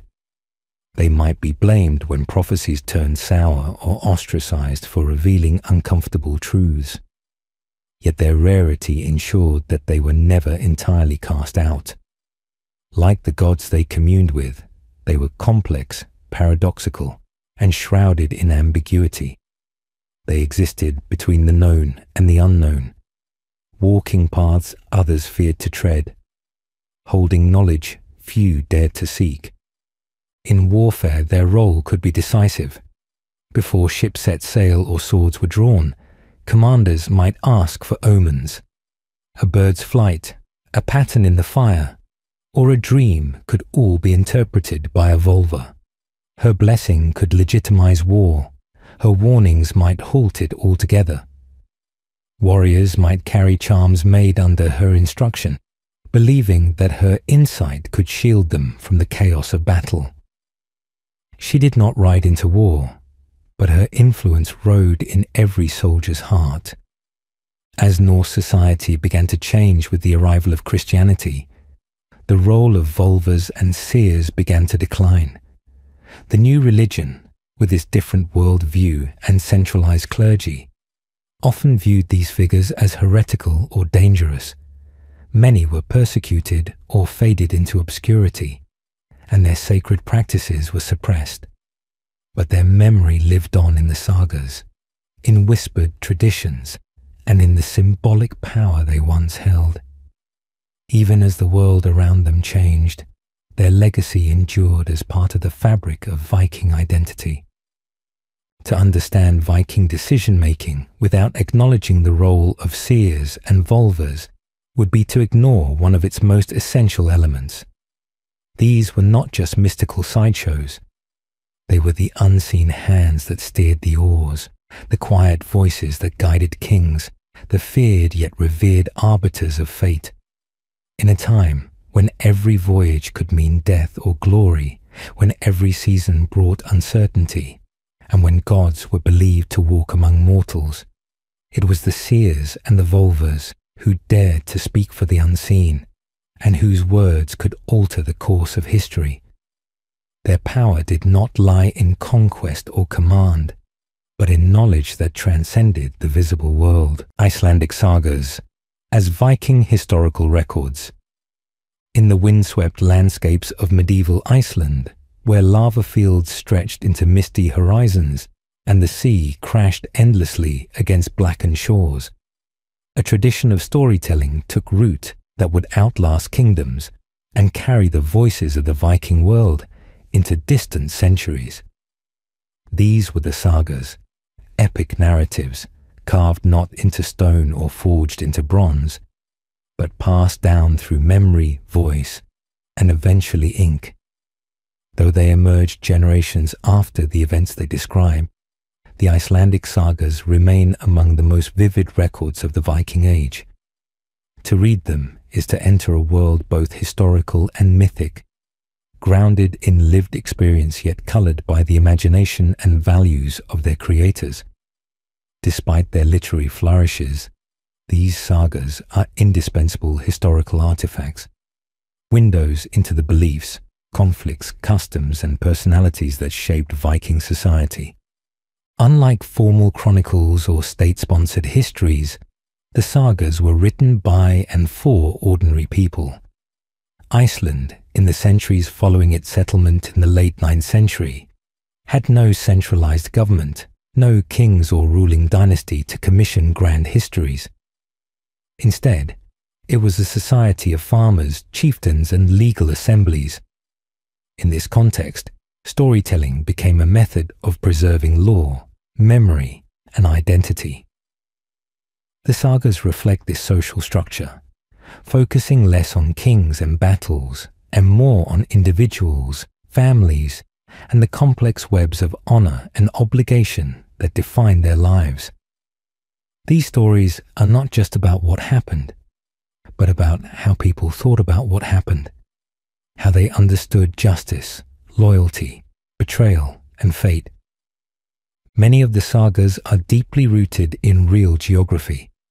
A modern visitor to Iceland can walk through the valleys and fjords mentioned in the texts and find cairns or ruins that local lore connects with saga events.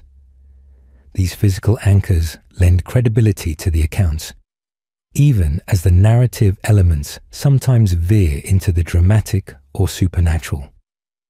For example, while a saga might include a ghost or a prophetic dream, it also provides detailed descriptions of property boundaries, legal procedures, and seasonal migrations, details unlikely to be fabricated. Scholars often cross-reference saga events with archaeological findings, place names, and foreign sources such as church records or annals from other European lands, finding surprising consistency in many cases. The accuracy of the sagas has long been a subject of debate. They were not written until the 13th and 14th centuries, long after the Viking Age had ended. Yet, this temporal gap does not necessarily disqualify them as historical sources. In a culture with strong oral traditions, stories were preserved with care, especially when they concerned lineage and land rights, matters of deep importance to Icelandic society. Storytellers, or skalds, were not just entertainers but respected custodians of collective memory.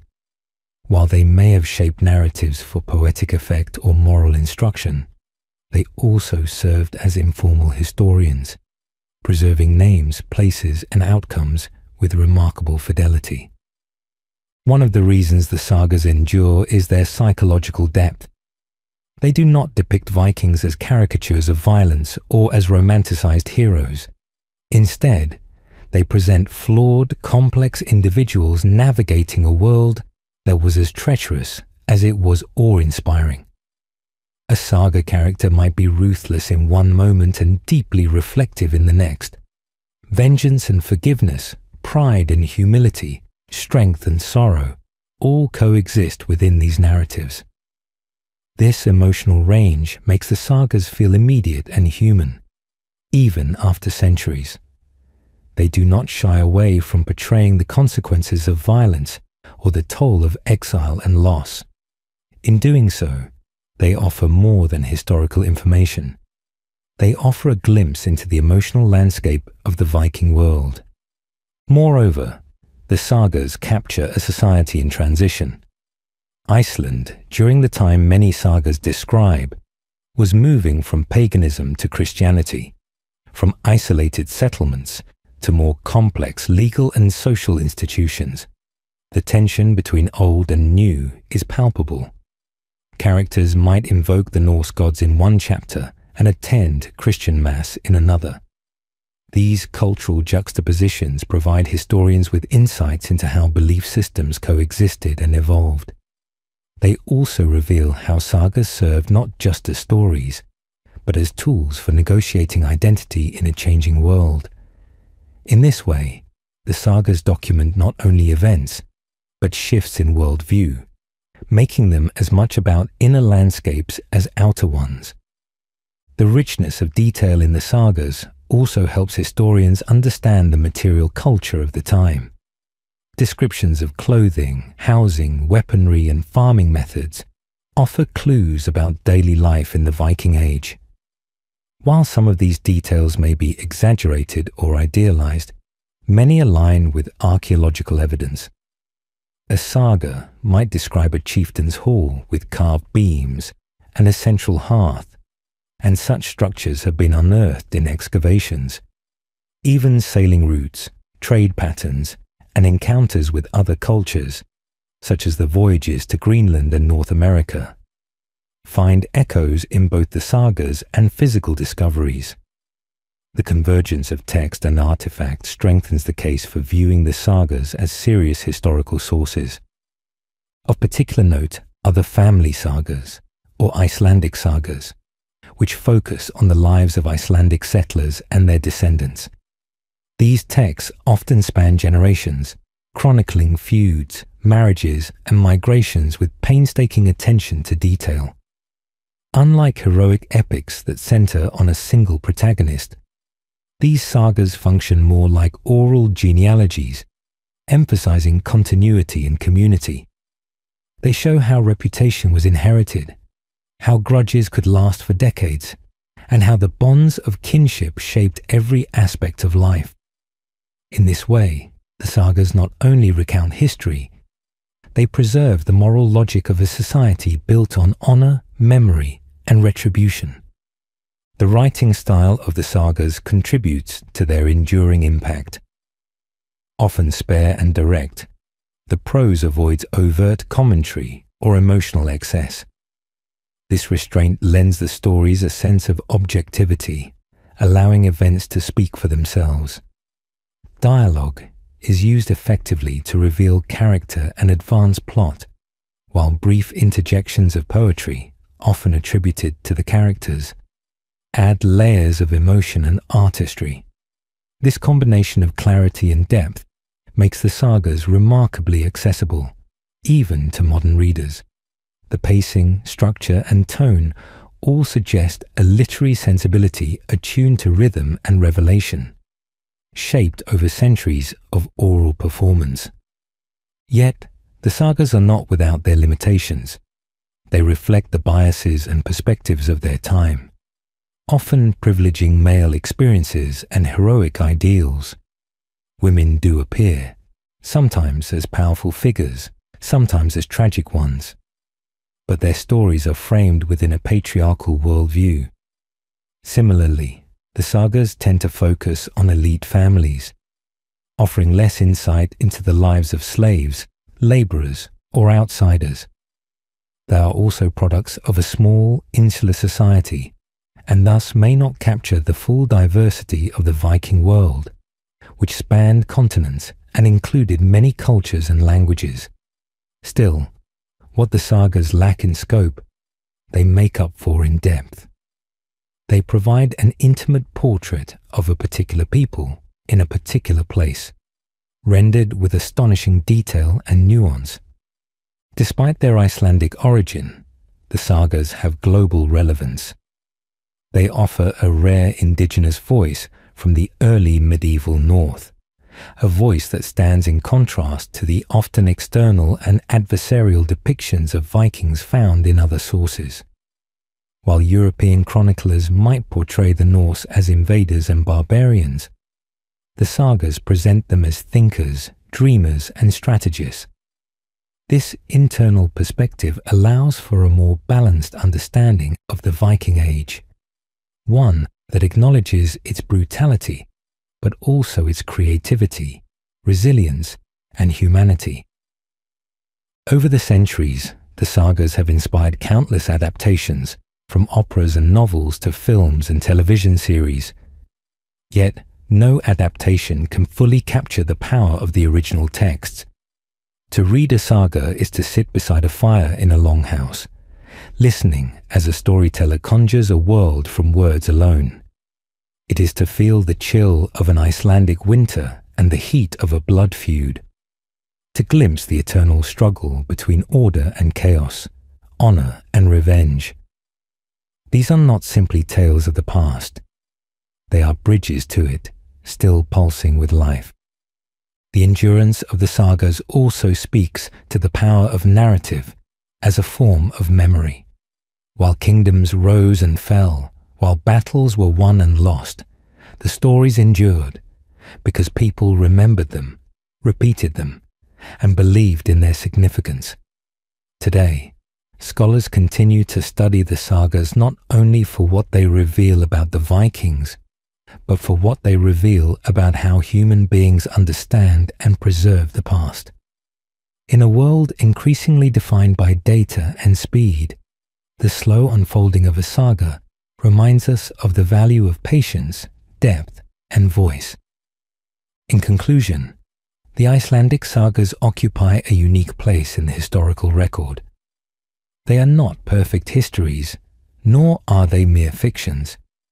They are, instead, something more complex and powerful. Reflections of a world in transition, preserved with care and retold with passion. As records of the Viking Age, they offer not just facts, but meanings. Meanings shaped by memory, shaped by land, and shaped by the deep human need to remember who we were and how we came to be. Through their silences and their songs, their battles and their laments, the sagas continue to speak. And for those who listen, they offer more than stories. They offer echoes of an age. Viking justice, trials, duels, and outlawry.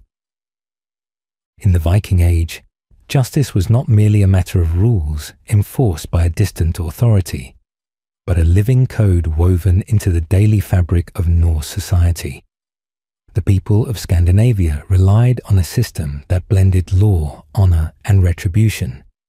And while it may seem foreign to modern observers, it reflected the cultural priorities of a world where personal reputation and communal balance were paramount. Viking justice was both communal and personal, rooted in ancient traditions and upheld through rituals and acts that reinforced social cohesion as much as they delivered punishment. The foundation of Viking justice lay in the Thing, an assembly of free men who gathered to settle disputes, pass laws, and ensure the welfare of the community. These gatherings were held regularly and were attended by chieftains, local leaders, and any free men who had a stake in the proceedings. Justice in this setting was public. Witnesses were called, oaths were sworn, and verdicts were reached by consensus or through the judgment of respected leaders. This method was meant not only to resolve the immediate conflict, but also to preserve harmony within the group. For the Vikings, justice was as much about maintaining order and avoiding blood feuds as it was about punishing wrongdoing. Trials in the Viking Age were vastly different from courtroom dramas of today. There were no lawyers or judges in the modern sense. Instead, the accused and the accuser presented their cases, often through poetic and symbolic language, and the outcome could hinge on oaths taken in front of witnesses or the weight of one's reputation. An oath was not a simple promise. It was a sacred declaration believed to carry immense spiritual and social weight. To swear falsely risked not just legal consequences, but personal dishonor and divine punishment. The word of a respected man could carry more power than evidence, as one's past deeds and family standing influenced how their testimony was received. When disputes became especially heated or involved significant matters of honor, trial by combat, known as the holmgang, was sometimes invoked. This was a ritual duel fought under agreed-upon conditions, with the outcome seen as a sign of divine judgment. The idea was that the gods would not allow a liar or unjust man to triumph. Though not common, holmgangs were a recognized and legal method of settling certain disputes. These duels were not chaotic brawls, but highly structured encounters, taking place on a defined piece of land, often a small island or a circle marked out with branches and stones. The weapons were usually agreed upon beforehand, and rules were set regarding strikes, pauses, and whether either party could withdraw. The outcome carried legal weight. Victory could clear one's name, while defeat might confirm guilt or bring humiliation. Another pillar of the Viking legal world was the concept of compensation, or vergild. This was the payment made by an offender to the family of someone they had harmed or killed. Every individual had a value based on their status, and the vergild represented a way to avoid endless cycles of vengeance by offering financial restitution. The goal was to maintain peace within the community by replacing bloodshed with silver. Families often negotiated these payments carefully, and refusal to accept compensation could reignite old feuds.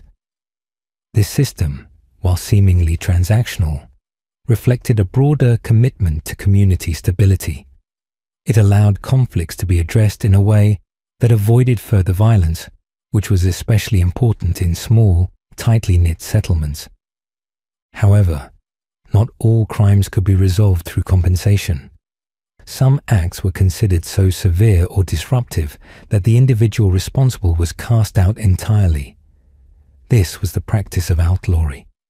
To be declared an outlaw in Viking society was to lose all legal protection. The outlaw became a non-person, stripped of all rights, and could be killed by anyone without legal consequence. This punishment was reserved for those who had violated the deepest codes of honor: murderers who refused restitution, thieves who betrayed their kin, or those who repeatedly disturbed the peace. Outlawry was both a punishment and a practical solution, removing dangerous individuals from the community and allowing others to move on without fear of further disruption. The life of an outlaw was one of constant danger and isolation. They could not seek shelter with friends or family without endangering their hosts. Many fled into the wilderness, surviving as best they could, sometimes forming bands with other outlaws or seeking refuge in distant lands.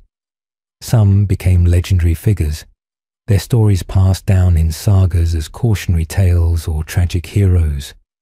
Yet even in exile, some outlaws found ways to redeem themselves by performing acts of bravery or service that earned them forgiveness and re-entry into society. This possibility for redemption underscored the Viking belief in change through action, where reputation could be rebuilt through courage and loyalty. Underlying all of this was a deeply rooted sense of honor. Viking law was less about abstract principles and more about relationships between individuals, families, and the gods. Justice was not always impartial, but it was consistent with the values of the time. To lose one's honor was to lose everything, and legal decisions often reflected efforts to restore balance rather than assign blame. Family alliances and kinship ties played a central role in legal affairs, with extended families often acting as legal units. A wrong done to one member was felt by all, and restitution or vengeance was often a collective responsibility. Interestingly, the laws themselves were not written down in the early period. They were preserved through oral tradition, recited by law speakers, individuals specially trained to memorize and publicly declare the laws during assemblies. This reliance on memory and recitation meant that the law was a living tradition, adapting gradually over time as communities grew and changed. The spoken nature of the law also placed a premium on rhetoric, memory, and public persuasion. The ability to speak well, to command attention and respect during the thing, was a powerful skill. It could shape outcomes and define reputations for generations. As Norse society evolved, especially with increasing contact with Christian Europe, these systems began to change. Written codes began to emerge, influenced by foreign legal traditions, and the Church's growing power introduced new moral frameworks. However, even as new structures emerged, the echoes of Viking justice persisted. The emphasis on public accountability, personal honor, and restitution remained foundational to many Scandinavian legal systems well into the medieval period. In many ways, Viking justice reveals a world that balanced pragmatism with deeply held beliefs. It was a system that understood human passions, anger, grief, pride, and sought to channel them into forms that allowed communities to endure. Whether through solemn oaths, formal duels, or the hard judgment of outlawry, the Norse found ways to maintain order in a world where survival depended not just on strength, but on cooperation, trust, and the ability to restore peace after conflict. These ancient mechanisms, however harsh or strange they may seem, were remarkably effective for the time. They enabled Viking communities to function with minimal centralized authority, relying instead on shared norms and communal enforcement. This was especially important in a landscape of scattered settlements and difficult terrain, where state enforcement was impossible and mutual accountability was the only safeguard against chaos. Ultimately, Viking justice was not static. It was dynamic, flexible, and adaptive to the needs of the community. It offered mechanisms for resolution, spaces for dialogue, and paths for redemption, while also delivering firm consequences when necessary. In the sagas that chronicled Viking life, the theme of justice returns again and again. Stories of oaths kept or broken, wrongs avenged, and peace reclaimed after blood was spilled. These narratives reflect not just dramatic tales of warriors and kings, but the core values that shaped an entire way of life: the pursuit of balance, the weight of honor, and the enduring power of law, rooted in the people it served. The end of the Viking Age, Battle of Stamford Bridge, 1066. The year 1066 marked a turning point, not just for England, but for the entire Viking world. The Battle of Stamford Bridge, often overshadowed by the Norman invasion that followed it, was a monumental event, violent, decisive, and steeped in the final breath of a bygone era. It was here that the Viking Age, a saga of exploration, conquest, and cultural expansion, effectively came to an end. as the northern warriors gathered for what would become their last great military engagement on English soil. The ambitions of the Norse clashed with the changing tides of European power. The battle was not simply a military defeat. It was the symbolic close of a centuries-long chapter that had once seen dragon-headed ships sailing across the world's oceans, and Norse kings feared from Constantinople to the coasts of Newfoundland.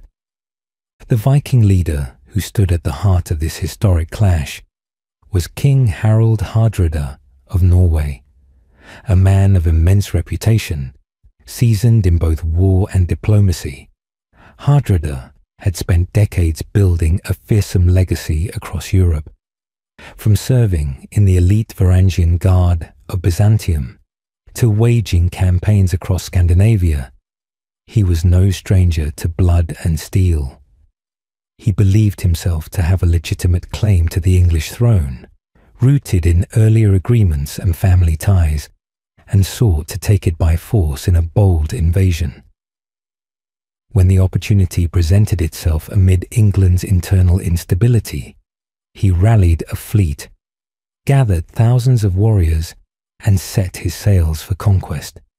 With him was Tostig Godwinson, the exiled brother of England's new king, Harald Godwinson. Tostig's grievances with his brother and his desire for power made him a willing ally in Hardrada's ambition. As the Viking fleet landed in northern England and began its campaign, it was clear that the old Norse strategies of swift raids had evolved into full-scale military invasions. They captured York and demanded hostages, believing the region to be theirs for the taking. The local forces that stood against them were swiftly defeated, and the Viking army grew confident. They did not anticipate the speed and decisiveness with which King Harald Godwinson would respond. After repelling another threat in the south from William of Normandy, Harald marched his army more than 180 miles in under a week to confront the Norsemen in the north. It was an exhausting, bold maneuver that relied on surprise and endurance rather than sheer numbers alone. When the two armies finally met on September 25th, 1066, at a quiet crossing near Stamford Bridge, the scene was set for a brutal showdown. What followed was a battle of immense ferocity, with both sides driven by desperate determination. The Vikings, many of whom had left their armor with the main fleet, were caught off guard.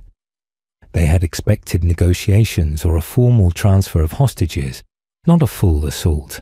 Still, as warriors of hardened stock, they rallied quickly and met the charge with ferocious resistance. According to accounts, the English troops had to fight their way across the narrow bridge itself, where a lone Viking berserker held the crossing for a time, cutting down any who dared approach. Armed with only a massive axe, he stood as a terrifying symbol of the Viking spirit, unyielding, defiant, and destined for a warrior's end. He was eventually brought down, not by direct combat, but through cunning. Reportedly speared from below the bridge, once the English army crossed, the battle exploded across the field. Despite being unprepared, the Norsemen regrouped into shield walls, fighting with the strength and pride that had defined their people for generations. King Harald Hardrada, towering in both stature and reputation, fought valiantly at the front lines. His presence inspired his men, and for a time, it seemed as though the Norse might rally. But fate would not favor them that day. Hardrada was struck down by an arrow to the throat, an end as sudden as it was symbolic. His death marked the unraveling of the Viking formation. Tostig took command but was soon killed as well. Reinforcements from the Viking fleet arrived late, finding only carnage and the collapse of their comrades. By sunset, the battlefield was soaked in blood, littered with bodies, and eerily silent. Of the thousands who had come ashore with dreams of glory and conquest, only a fraction returned. So devastating was the defeat that King Harald allowed the surviving Norse to leave peacefully, providing them ships and safe passage on the condition they never return. The victory was immense, but it came at a cost. The English army, though triumphant, was exhausted and weakened. Just days later, Harald would have to march south again to face a new threat. William the Conqueror, whose invasion at Hastings would seal the fate of Anglo-Saxon England. But for the Vikings, Stamford Bridge was the end of the road. The significance of this battle lies not just in its bloodshed, but in what it represented. For over 2 centuries, the Vikings had been a dominant force across Europe. They raided coastal towns, traded goods from the Middle East to the North Atlantic, and founded settlements that would shape the course of history. Their longships were marvels of naval engineering, their sagas rich in lore and legacy. But by the 11th century, the world was changing. Kingdoms were becoming centralized. Christianity had spread across Scandinavia, altering cultural values and military goals. The raiding lifestyle that had once driven Viking expansion was giving way to diplomacy, commerce, and settled rule. The Battle of Stamford Bridge marked the last time a major Viking army attempted to conquer England. Hardrada's death was not only the fall of a king, but the closing act of an age defined by fierce independence and relentless pursuit of destiny. He was the final great Viking warrior king, a relic of a world rapidly disappearing. His dream of empire died with him on that English field. The Norse world would continue, but it would evolve into something different, more integrated, less nomadic, more bound by borders and laws than by blood feuds and battle songs. The age of exploration would continue, but the image of axe-wielding Norsemen storming foreign shores faded into legend. Stamford Bridge thus holds a unique place in history. Unlike the more famous Battle of Hastings that followed, it marked the end of something, not the beginning. It was a sunset, not a dawn. It marked the last gasp of a warrior ethos that had shaped much of the medieval world. No longer would Viking warlords roam the seas with the same recklessness or freedom. Their time had passed. What followed were the slow transformations of kingdoms, the writing of histories, and the romanticizing of a people who had once been feared and admired in equal measure. Today, the field where the battle took place is quiet, rolling hills and farmland peaceful and still. Yet beneath that soil lies the echo of a turning point, the clash of steel, the war cries of dying men, the final breath of a once great warrior king, all still linger in the memory of those who study history. The Battle of Stamford Bridge was more than a military encounter. It was the final exhale of a storm that had swept across Europe for generations. With Hardrada's fall, the curtain came down on the Viking Age, not with ceremony or celebration, but with blood and silence. And in that silence, a new chapter of history began to take shape.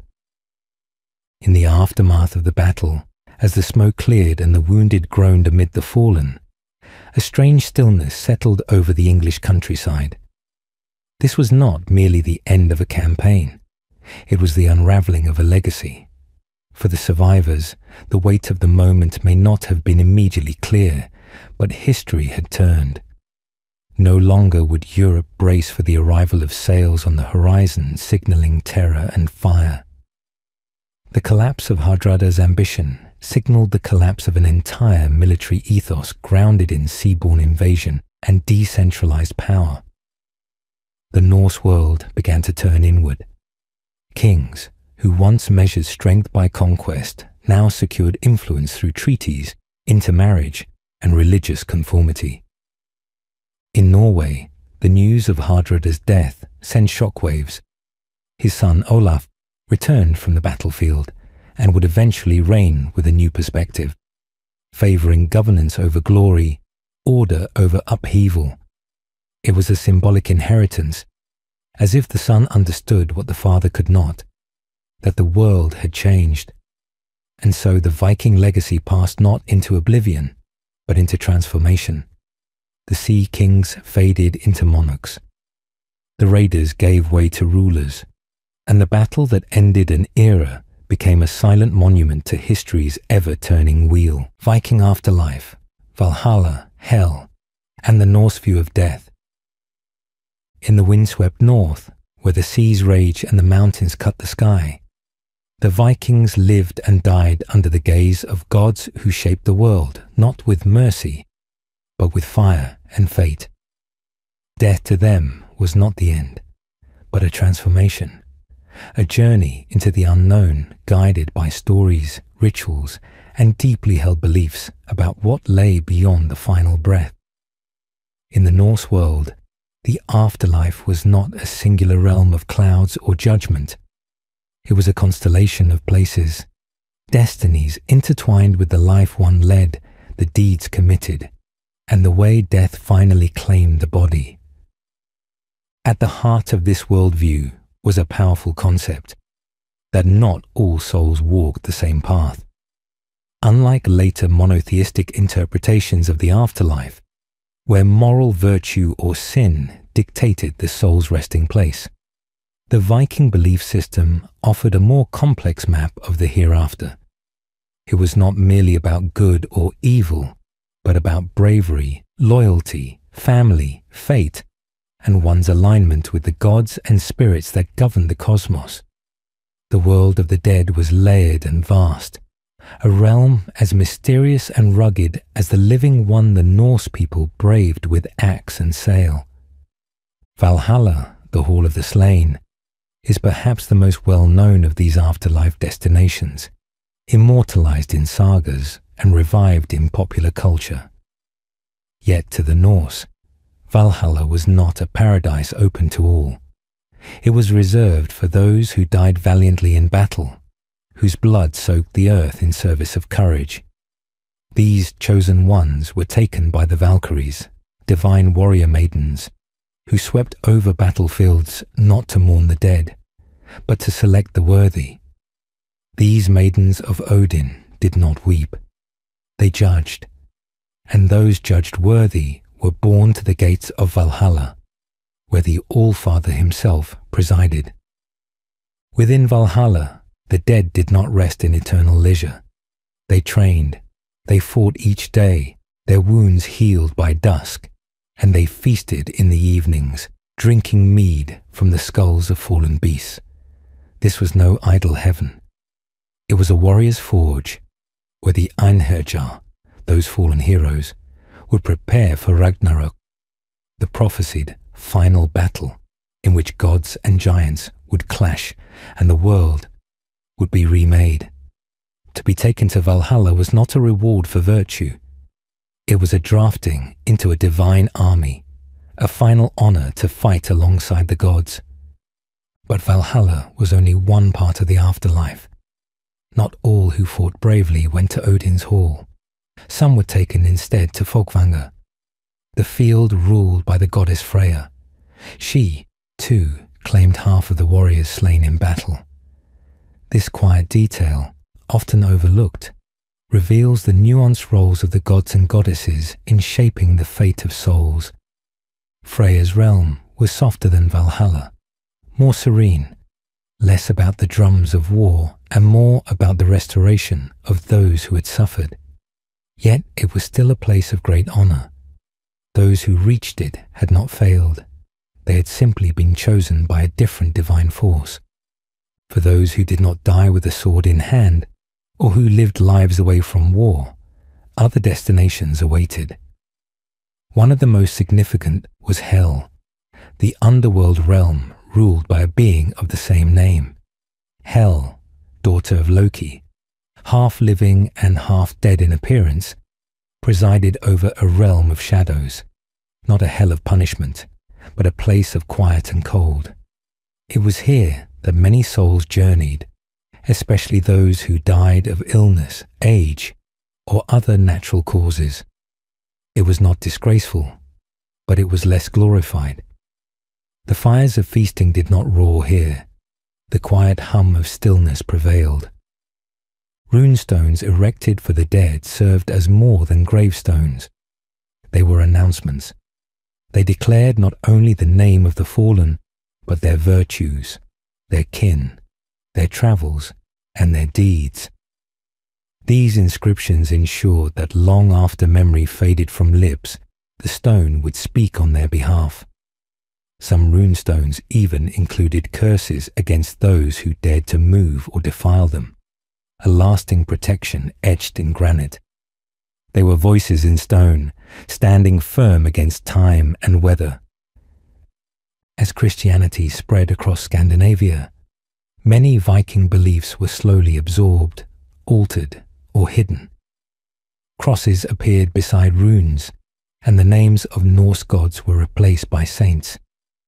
But the essence of Viking views on death remained resilient. Even when the old rituals faded, the deep respect for ancestors, the sense of cyclical time, and the belief in meaningful endings lingered in the cultural soul. Burial mounds were not demolished. They were simply reinterpreted. The spirits did not vanish. They were renamed. The echoes of Valhalla rang through church bells, and the memory of hell walked softly in shadowed chapels. The Viking vision of death is more than a historical curiosity.